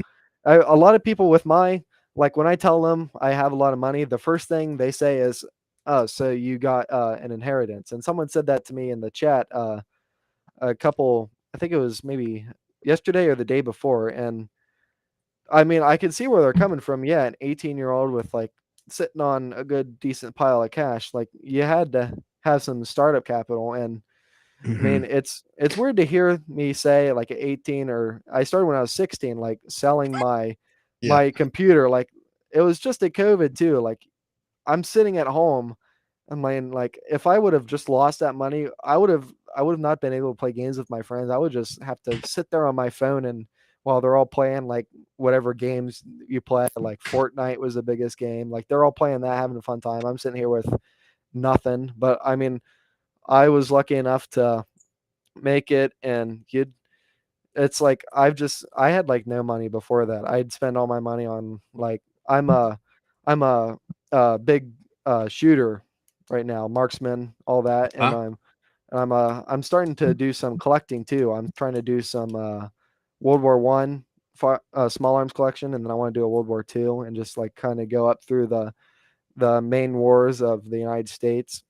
Hmm. And uh, I can't remember where I was going with this. I just lost my train of Well, thought. you're talking about your small arms collection. Yeah.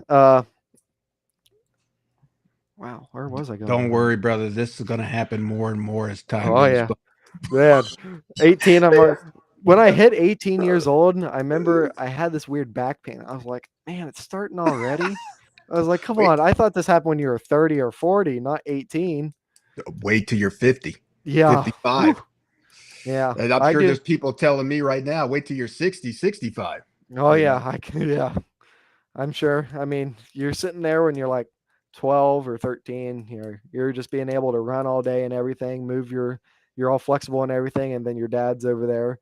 You're trying to play with him, and he's like, man, I can't do this anymore. My knees are hurting, and you're like, Dad, what are you doing? Like, come on, there's no way you're hurting or anything. But I'm sure your karma comes around soon with saying that, like you saying that to your dad, but within the next couple of decades, you just feel the same way he did, and you look back and you're like, be man, I wish, understand, yeah, maybe if I didn't say this wouldn't have happened to me. Yeah, be compassionate. yeah, It's coming for us all. yes, yeah, You it'll hit know, you someday. So enjoy it while it yeah. lasts. And If you live long enough, right? yeah, yep. That's true.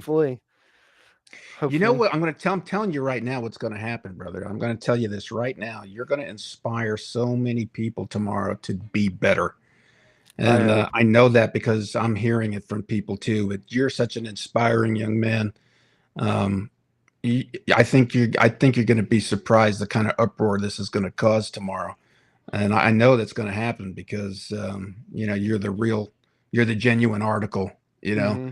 and everybody who's my age wishes that they could do certain things over again, and they would love to have a beginning like what you have. Hmm. And so we're all rooting for you, brother. I know I am, and I really Thank you. I hope that you can maintain control of this without going crazy, and Me too. and just keep a cool head on your shoulders. It'll Yeah, be I feel like exciting. the more money, like once it starts really going up, like I feel like around 5 million, it just the more money you make, the more it gets tempting to just go spend it on something. Like Yeah. I'm waiting for this bull run to happen, and I want to get all the money out, but I don't really want to go spend it on things. I might buy me like a new car or something Mhm. because my car is going to be crapped by then, but I don't want to go buy some big mansion, go blow it all on something. Like that's just Yeah. really not the way to go. You got to really play it. You got to play it smart. And Yeah. you said about inspiring. Hmm. People had it was like 2 days after your appearance on the Titan Talk. Uh-huh. I was talking to someone, and they're like, "Man, you should go on the Titan Talk, and it was like 2 days after you, and I had just watched it, I think the day before, and Uh-huh. I was like, I first of all, I'm not good at public speaking. I don't like going up and talking in front of a bunch of people, Yeah. and second, I could never follow what you talked about and how your appearance on Titan Talk. Like mad amount of respect to you and what you do in this community. Like I've seen it. Think the the last thing I saw that was major was when you it was on a Sunday. You had the bike ride, and then you were gonna do a little uh whoever like I think spent the first person to spend over like $200, I think it Oh was, yeah. got another Uh-huh. amount of money. And then I went to the I believe it was the what was it, the maybe the price discussion. Uh-huh. You It was the story time one where you were going to pick 10 people, and you had like 2 hours, and they were going to tell their story, and you were going Uh-huh. to gift 1,000 Titano to 10 people. Yeah. I was like, man, this man, hats off to him. He's helping people. He's just giving away free money to people just to hear their story or get their story out there. And I was like, man, this man is an inspiration. And of course, I hadn't seen I don't think the Titan Talk was out yet, or at least when you were on it. So I had Uh-huh. no idea who you were, how you look like. And that was actually probably one of the first times I ever like actually heard of you in the Discord, because I've only been there since April. And Uh-huh. I mean, I just hit level 10 today. So I just got in the veteran Nice. chat. And Nice. yeah, so I've been in Titanic for a long time, but I haven't been like an active voice in the community. But Well, I bet that's going to change. yeah, it happened in like 2 weeks. Like maybe 2 weeks ago, I actually started talking in the chat, and yeah, just telling people my story, and everybody's loved it. And Man, hopefully, I I can think inspire more. I, I've heard what you just said from a number of people where they're Hmm. kind of worried about the interview and things like that. I just tell them, look, it's just like we're just sitting on like a couch outside. We're Yeah, talking. That's it. yeah. I think that's what you said in the intro to it. Yeah, as soon Hmm. as you messaged me and showed me that first thing, I started watching yours with Spicoli, and Hmm. then I paused it because I had just like looked through like your first ones that you had posted. So I started from the beginning instead of going through finishing his. I Yeah. started at the beginning and just kind of went through to see what it was you want to talk about. And then I heard your story. That was like that. As soon as I heard like you started with $212 and now you've got this massive honey business, like hats off to you for actually staying in the honey business in the first place. Like you Hmm. stayed like where it changed your life, you actually stayed with that certain product. Like I'd say most people would make a bunch of money from it and then try to go do something else. Like I don't know if you love the honey business now or whatever, but I mean, I I couldn't do. imagine doing I that. I do now, but I Hmm. didn't always. Yeah. It took a while, but for you to say the things you're saying, it's true. But the thing is, it's like I started it, Hmm. but it doesn't end with me. I've Yeah. got the missus, I got my Hmm. 2 kids, and let me tell you something. If there's no way in the world that we could run this business the way we're running it now without them, there's Hmm. just no way. It's way bigger than me. Yeah. And that is, I think, the central concern that I have about life, about religion, about spirituality. I'm like, yes, things start. You're a spark. You can be a spark, but Hmm. it needs to go beyond you. I don't want Yes. to be the subject Yes. of discussion all the damn time. Do you know what Yeah. I'm saying? Yeah. I'm interested in creating masters, other people who Hmm. come in, learn something, go out and do something. I don't Hmm. want followers. I don't want people, being like, "Hey, you're fantastic," and then they don't do anything. I'm not Hmm. interested in that. I want to see everybody get up, do something, and make a better life for themselves. And if they want to thank me for being the catalyst for that, that's great and Hmm. fine. But I don't want to turn into some kind of, I don't know, what's the word I'm looking for. I'm not looking to be that number one YouTube channel. Yeah. You know what I'm Yeah. I saying? I'm not understand. looking Yeah. to be that guy. And Yeah. I just want to simply kind of help people open up some possibilities and let's see what happens. You know what I Yeah. mean?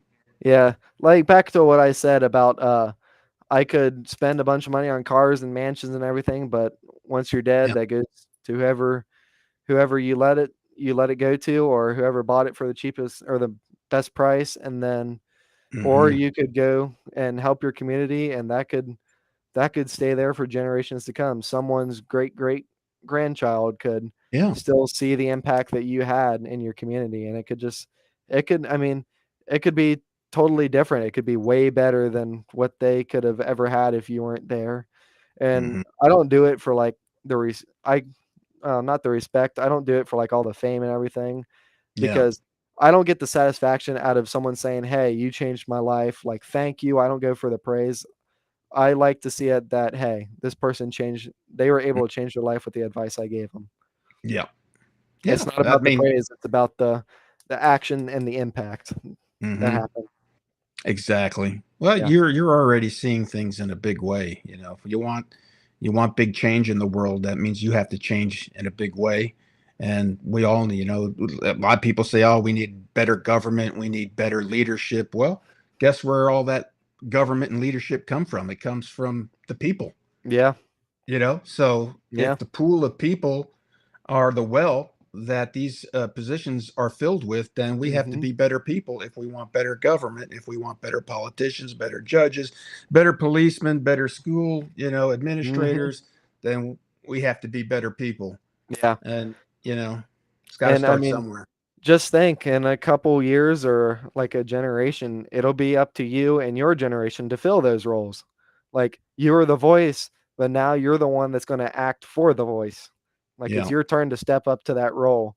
Like, some people don't want to be a leader, some people are natural born leaders, but Hmm. at some point, even if you want to be or not, you'll at least you'll have the opportunity to step up into that role. Sometimes it's chosen, or Hmm. sometimes you're chosen for it, sometimes you're forced to do it. Like, Yeah.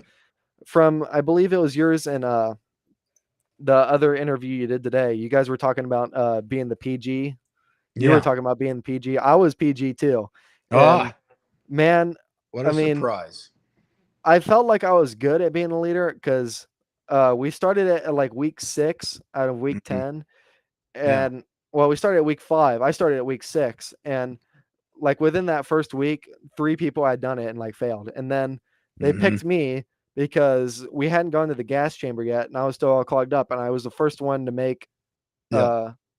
like a subtle movement in the formation while attention because I sneezed, and they're like, "Oh, yep, you're up now."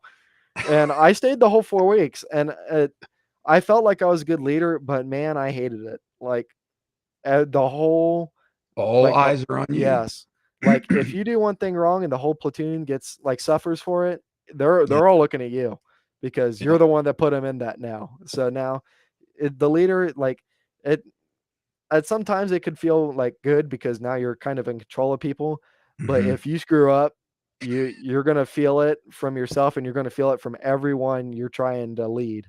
Like, Yeah.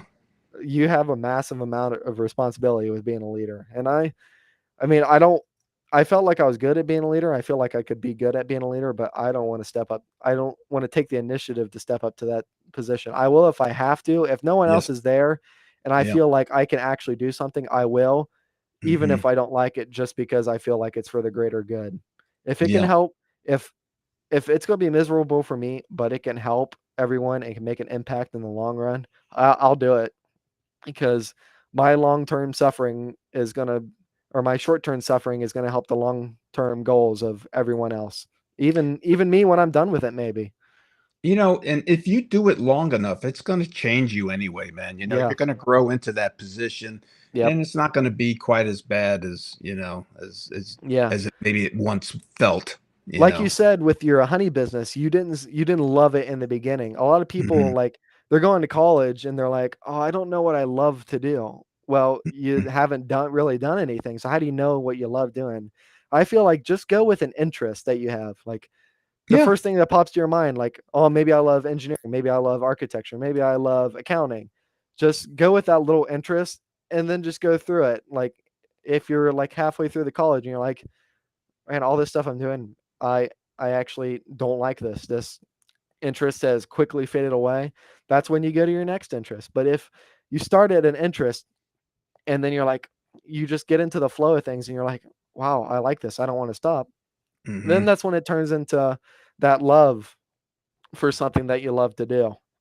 Like it doesn't start with a, it might start with a passion, but isn't it doesn't usually start with a love for some to do something. You grow into that, and you become humble and passionate about what you're doing, and then you learn to love it. Hmm. I mean, that rings true to me, because I remember the day that I did fall in love with this business, and I walked Mm-hmm. into my shop and fell to my knees, and suddenly it just meant so much more, Mm-hmm. because I feel like, I've been carried Mm-hmm. in a lot of ways from something that I really can't explain, Yeah. except that I know that it's there, Mm-hmm. and it's like a lot of times, you could trick yourself into thinking, well, I'm not special, I'm not even that good, and I've done a lot of things that uh, I probably shouldn't have done, and why me? Why do I Yeah. get to experience all of this good fortune? And Yeah. so it's really interesting because I've had those moments, where you're begging for some kind of assistance because you're at Mm-hmm. your wits end, Yeah. and when you get it, it's like it's like Yeah. Like mind why blowing. do yeah, why do I deserve it now? Yeah, I just had nothing, and I just asked for something, but like yeah. you start to realize, why did I actually get it? Yeah, Hmm. I Oh yeah. understand. Yeah. And when I before I started this business, I was in a real panic mode. I Mhm. was like working the three jobs, and I really didn't know what to do. So I was in a really difficult situation, and Mhm. I like telling that story because I know there's people who are in this position. I know Oh it's a yeah. lot of people. Mhm. Yeah, Yeah, like I've heard so many stories. I've heard like stories of a bunch of single moms with like children, how they're working like four jobs yeah, just to make ends meet. Like it's not money to like have fun or something. It's just money to make sure they have food on the table and that the electricity stays on for the next month, or the heating. And uh-huh, it's amazing, like to what lengths people will do to sacrifice themselves for others and for the like good of their family or something. But it's also amazing that how many people will put in the time to something that could absolutely fail. Like they might make, like with you, you could have maybe not made any profit for like 4 years. Like you would could have gone without a salary for 4 years, like starting a business. And but once you get, like, everybody looks for the short term solution, but not yeah, the for a long term goal.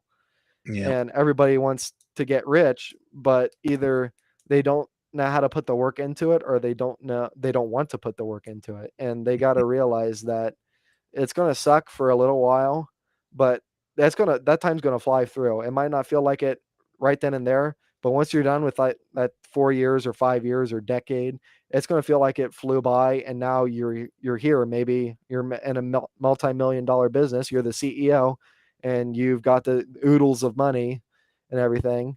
But I feel even at that point, it feels like a massive burden, because now you're probably employing people, and now your your business is now, instead of it failing and just you going under, maybe it could fail and now 30 families could go under. So I yeah. feel like it's even more of a massive burden to you. Like everybody thinks, oh, I'll just build this business, and then once I am like, it's massive and maybe makes a couple million a year, like Hmm. it'll be done. But now you have more people under your wing. You have a lot more people looking up to you, because now you're someone's mentor, and you're like, they're just looking up to you like, man, I want to be like that person someday. They started with maybe nothing, and now they're living in this massive house, have this nice place, have these nice cars. And now that burden's now set on you to be a leader instead of trying to be a maker. Well, I agree with what you're saying, which is why I'm training my kids now. I'm Hmm. not waiting until they're Yeah. whatever. They're getting into it now because Yeah. this way they can move into it seamlessly, and they'll understand, Hmm. what it is to lead, and Hmm. it's not, yeah, it's, I mean, everything you said is true. Hmm. Okay. It's true. Um, but the only thing I would add to it is that I think people are waiting to be inspired. All right. I think more people, there are more people who are not active but want to be active, but they just don't know what to do. Mhm. And so they're waiting for instructions. Yes. And, unfortunately, in this world we live in, all of our handlers, let's call them, they understand this human dynamic. And so they Mhm. use people like batteries and they're Yes. not inspiring them. So it's up to guys like us to Mhm. go out there and do what we can to try to Mhm. wake up ourselves first, and then as many other people as I guess as many as you want. Yeah. Uh, but I guarantee you, they're watching, and I am telling you with all certainty, tomorrow is going to be an interesting day for you, my friend. Yeah. Because when people watch this, you are going to inspire a lot of people. I hope I do. That is the goal. That is the only point of coming on here. I don't do it for the fame. I just hope someone could take something from this, some knowledge that I have, and apply it to their own lives and become successful. Because I Mhm. mean, everybody wants that financial freedom because I think I mean, everybody thinks money is the most value in the world. I think time is the most value because it's something that everybody like if we just talk about Titano, it's like maybe instead of rebasing, it's a finite amount of supply and just Mhm. think that one of the devs is constantly burning it and it's just constantly going down every time you speak you have less and less of that time left and now it becomes more and more and more valuable and some people don't realize that until they're retired like they're 70 now and they're like well, I can't really do what I wanted to when I was like maybe 30 and dreaming of retirement now. And Mhm. now I only have like 15 years left. Like that time is now very, very small amount. And now you're old. You might have to go to the doctor a lot. Now that retirement is now spent a lot on medical bills and just helping yourself and with maybe medicine and stuff. So I feel like a lot more people should I feel like they want to chase that financial freedom, but don't have the inspiration to. And maybe sometimes the inspiration will be themselves. They just haven't had the right time or right person to show them that they are their inspiration, and they have the inspiration. They just never knew it because a lot of people don't know what they have. Like I feel like everyone is an expert in something. Like everybody thinks, "Oh, I'm stupid," Mhm. or that. Like we have these experts, like scientists, like great scientists and people like that. I feel like everybody is an expert at something. You just Mhm. have to find out what you're an expert at. Sometimes What's your gift? yeah, everybody has a gift. You just gotta find it, and then you just gotta roll with it. Nobody's gonna be an expert at everything. I like to I often call myself an idiot because I learn something new every single day that I didn't know before. So if I was an expert at everything, then I wouldn't be learning. But I call myself an idiot because I learn something new every day, and it helps me grow as a person. Now, I want to ask you a question here. Who is there someone else in the house that talks like you? Where are you? I want to know where you got this from. Are you a reader? Do you listen? And are your parents, do they sound like you when they talk? I mean, where did this come from for you? Because you understand that for that, I mean, look, 98% of 18-year-olds don't sit here for 2 hours and talk about the things that you're talking about. So Yeah. where do you think that comes from? I'm just curious. I have a feeling that it probably comes from a lot from my parents, but I don't feel like I've got it from my parents. I feel like I've got it just from reading. I like to read about like these the big investors and how they made it. I like to read about people's stories. I like Mhm. to listen to podcasts, people just talk and talk. Like maybe like I like to rather spend my time I could watch TV, sit there for hours or listen to music in the car and all that. I mean, that's fine. But maybe half the time I'll split listen to a podcast and listen to someone's story, just listening to what they did or what they're doing. And I could just use that knowledge to apply to whatever I need. Maybe I need to apply it to my everyday life. Maybe I need to apply it to like one specific thing that I might do. Maybe it's something I could pick up and start doing. I feel like everybody can spend their time better, but some people are just afraid to or they don't know how to. Mhm.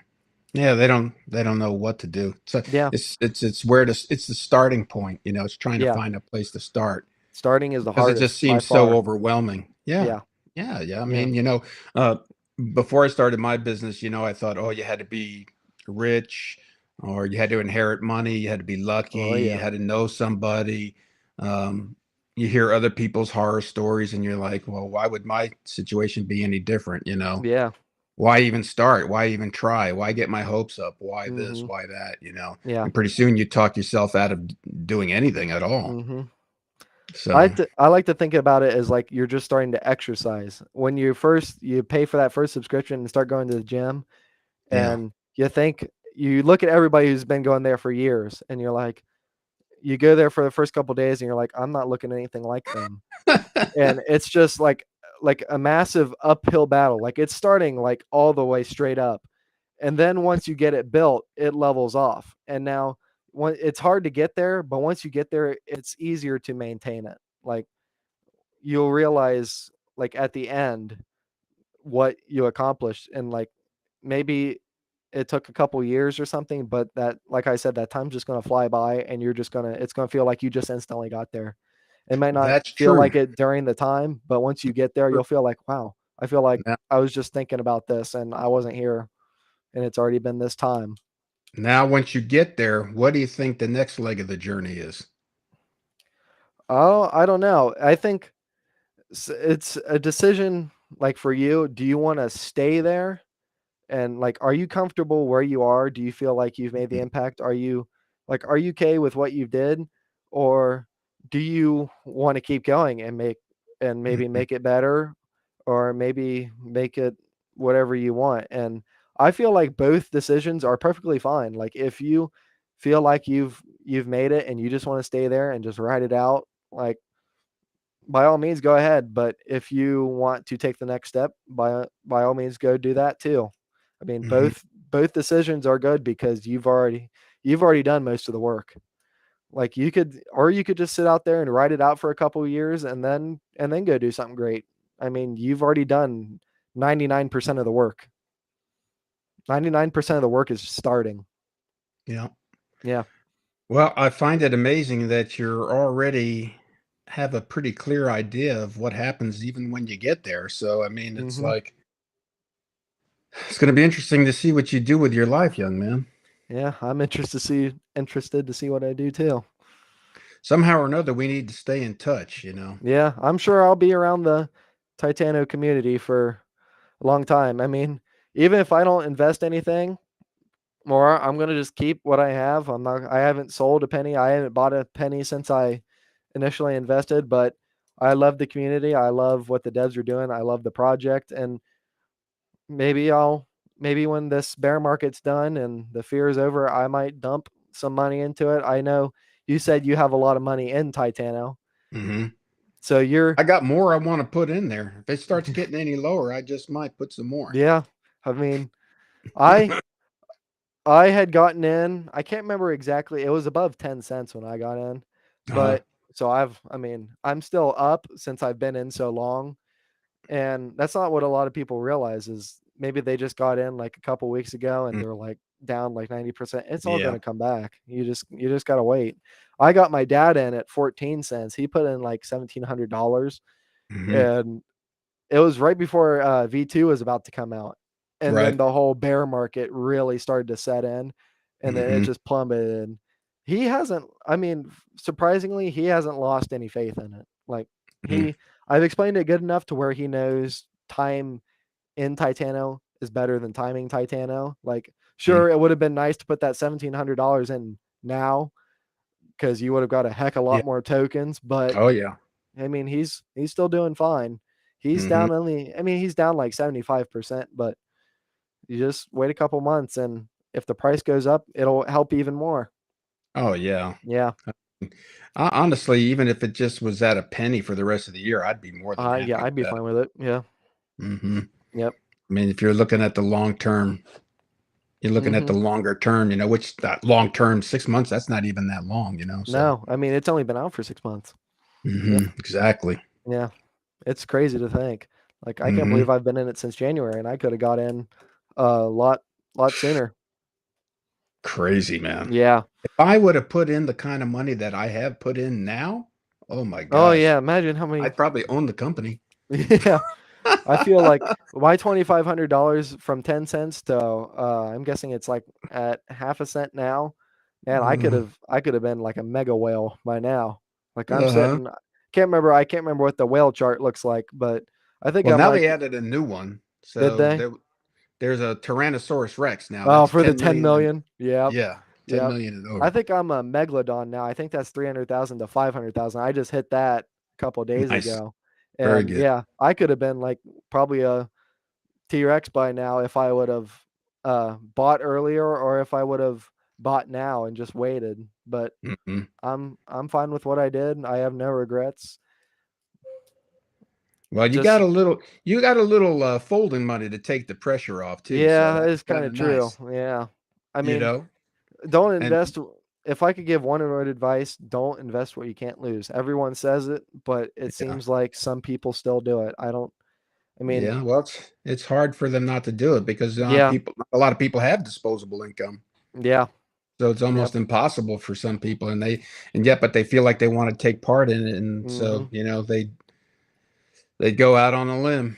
I feel like if you want to invest something that you can't afford to lose, then you better have the hours in of research and know what you're doing. You better know what you're Yeah, doing. even if it's like your best lifelong friend you've known for 100 years or whatever, and he tells you to invest in something, I'm still taking my hard-earned time and to research it because it. I mean, you may know the person, but when it comes down to your money and everything, don't trust anyone but yourself because it will not fall on anyone but yourself if it fails. That's the truth. Yep. And the other thing is too, it's like, well, if money is the thing that's stopping you from investing, you got to find a way to make some more money. And Oh yeah. I remember about a year or so ago, maybe I don't know, maybe it's 2 years, I don't know. But I started thinking to myself, like, could I do this again? Like maybe my business was that was a fluke. I got lucky, but could I do Mhm. it again?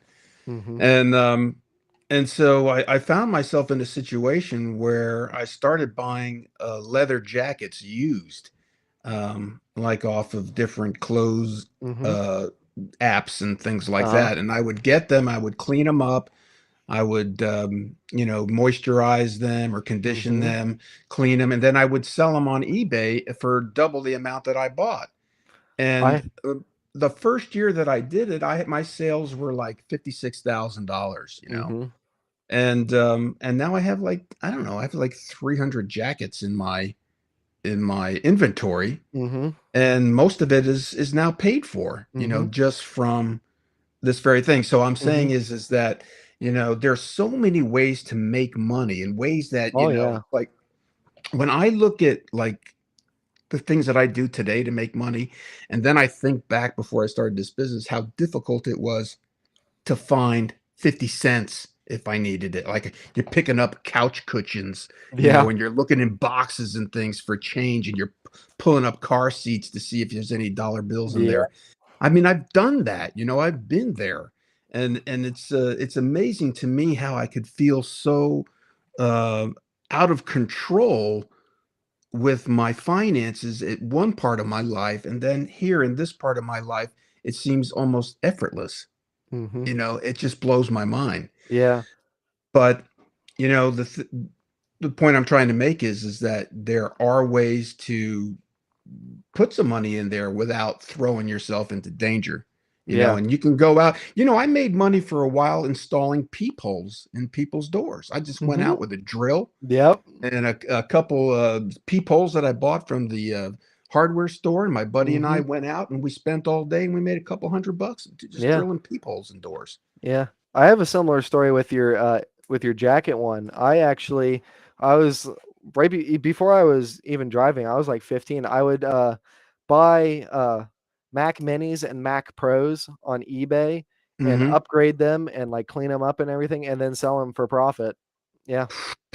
I mean, Nice. yeah, it costs like a little bit, but you make money and Hmm. people if you have a little money to where you can buy something to fix it up and make some money off of that, then you can work your way up to some things that might That's have a right. bigger profit margin. Like you can Hmm. start with a little money. Like a good comparison is like when those people start with a paperclip and then end up like trading all their way up to a house. It's just the way you play your chips. You use something and you just find something that's worth just a little bit more, and you just rise up the ranks until you can go to something big. Hmm. So you can start maybe like buying some old toys or something that are like Yeah. beat up, just clean them Hmm. up, sell them up for maybe like $1 profit or something. You do that 50 times, there's an extra spare $50 right there. And now you can move on to something else. And then you can just work your way up. You know, I'm going to tell you something. What you're saying is really on point. And a lot of people, I'll tell you, I'll give you an example.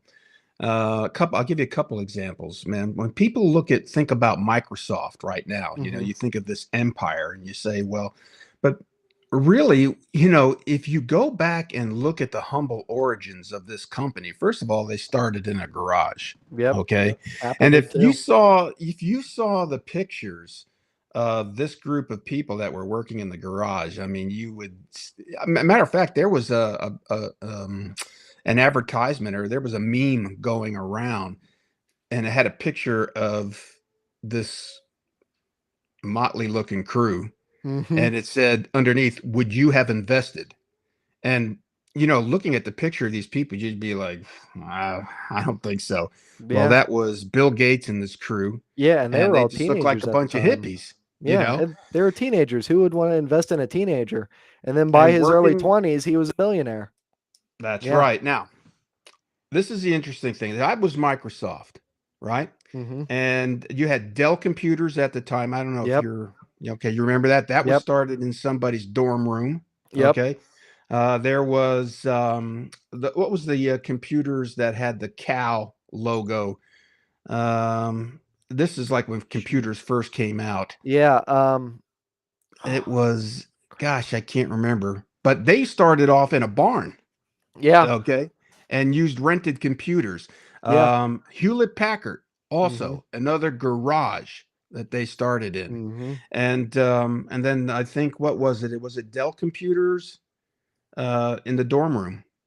Mhm. Michael Dell. So Yeah. he was a college student. Yeah. And so, the point that we're trying to make here is that everybody has a humble beginning. It doesn't look so bright and shiny. Yeah. It's made that way over time after Yeah. putting in a lot of time, effort, hard work, blood, sweat, and tears. Yeah. But you got to start somewhere, and Yeah. you're going to pay your dues.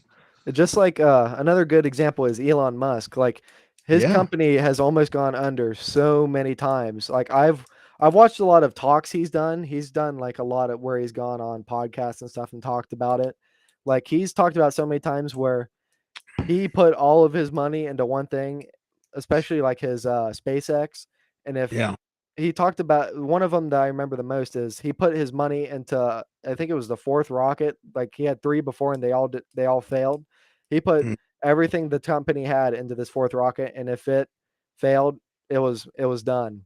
And mhm. it ended up succeeding. But yeah, like they start from humble origins and then they have some extremely low times where they just a little bit, like if they did something a little differently, it could have sent them under. Yeah, but the thing is, the interesting thing is like when you're really super engaged with something, you create your own luck, Yeah. It doesn't you look know? like it at the time, but when you look back, you're like, wow. Hmm. Yeah. So, when I tell people, if I'm talking about a success, there's some luck involved there, but our hard work created that. Yeah. We set the stage for that. We set the Yep. groundwork for it. We built the foundation for that luck to be there. Yeah. So, it's like you got to be willing to make those heavy investments. And in the beginning, it doesn't look very sexy. Yeah. Yeah. It just doesn't. Yeah. It's probably a And it pretty makes big eyesore at the beginning, but yeah. Yeah, I mean, it's easy to get, to feel like, well, who am I kidding? I'm like, I'm an ant in Yeah. comparison to, even small business. I'm a micro business. I'm Yeah. not even small. I'm like, I don't Yeah. even exist. And so, but like I said, you got to start somewhere. And the years go by so fast anyway. You'll be beyond it before you even know it. Yeah. Yeah. And a lot of that pain and suffering will be over with, and you won't even care anymore. Yeah. I know it sounds weird. People say, "Oh, it's easy for you to say you're past it," but Yeah. I was there, so Yeah. It I all know happens to everyone who tries. It it sucks to go happens. through it, but once you get through it, you realize how fast it actually went. Yeah. Well, are you getting tired yet? Well, I mean, we've been going for what, over, looks like over 2 hours now. You had 2 hours and 10 minutes. Yeah.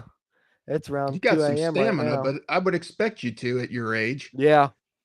Yeah. I used to burn the candle at both ends too, when I was that young. I probably won't be able to do it for much longer. Give me a couple I don't know, years man. and Seems like some people never grow out of it. yeah, I hope I'm one of those people. It'd Are be you nice to you're a night person? yeah. Well, I like to sometimes I like to stay up late and I don't know why. It's kind of weird like you don't get like you wake up at noon, but you can't do much with your day. But Uh-huh. if you just want to stay up at night for some reason. I don't get it. Yeah. Like you Uh-huh. can't really do much, Yeah. but you just want to stay up at night and then sleep through like the day when you can actually be like productive outside. It's Uh-huh. weird, but yeah, I I'm find not a myself morning person either. all the time wishing for more hours in the day. Yeah. All the time. Oh But yeah. it's like, yeah, it's pretty interesting. It seems like in some regards, you're never satisfied, and sometimes, you feel like you should be, but you're not. And I don't know, we have everybody's different. Some people have higher levels of discipline, higher levels of energy, higher Yeah. levels of contentment, higher levels of irritability, and just Oh yeah. we're all just trying to make it in this crazy experiment that is unfolded here in front of us, and everybody's Yeah. trying to find a spot in Mhm. there to make their fortune. Yeah. It's really something. It is. But I'm so glad that we got a chance to chit chat, my Me friend. too. It's been fun. I'm glad I could share my experiences and share my story and glad I got to talk to you. I mean, after I saw you on that Titan Talk, I was like, man, it would be a pleasure to be able to have a talk with this guy. Like Well, for all right. what he's Well, done and what he does for the community. Huge respect for you, man. thank you.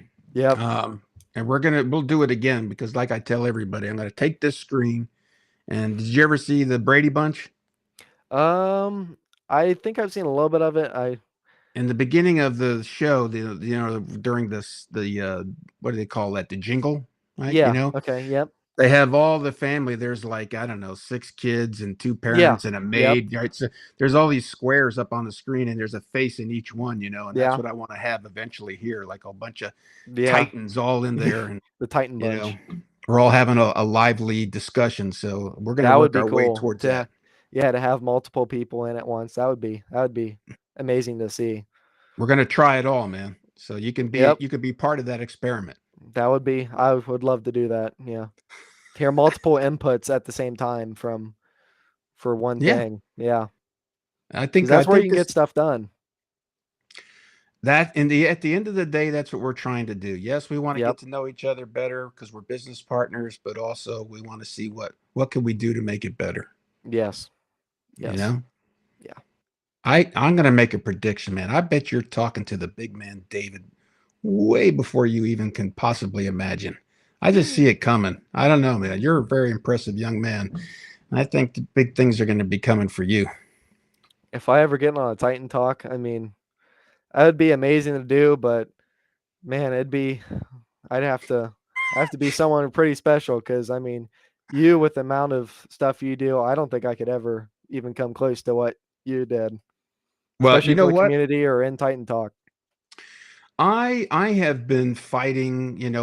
People been telling me for years that I need to start a YouTube channel, Mhm. and I've started. I did like one episode here, one episode there, but I Mhm. just didn't feel motivated to do it until now.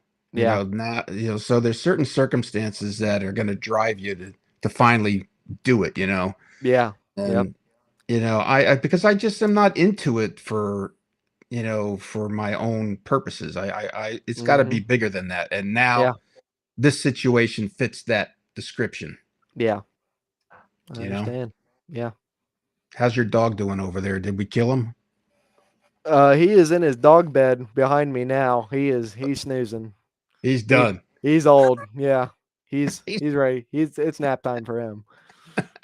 has he ever heard you talk so much before in within 2 hours? Probably not. I mean, it's probably been a long time since I've been up this late talking this much. Uh-huh. Yeah, he's probably like, "Come on, get to bed now. I'm ready. I'm ready for you to turn on the fanning for it to get cool in here so I can get a good night's rest." Yeah. All right. Well, I'm going to let you get back to it, my friend. So what I'm going to do is I'm going to end this recording, and then I'm going to upload it, and it should be out sometime today, and then I'll let everybody know that it's on, and let's see what happens. Sounds good. All right, my friend, you be careful out there, and keep your chin up, and just keep doing what you're doing. I'm very impressed and inspired Thank you. uh, with what you're doing. So keep Thank it up, you. my friend. Yep. Thank you. I hope to see you around the community too, and I hope to see you here for many years to come. God willing. Yes. I sure hope that happens. Me too. Yeah. All right, my friend. Take care. Take care. All right. Well, how do we do this?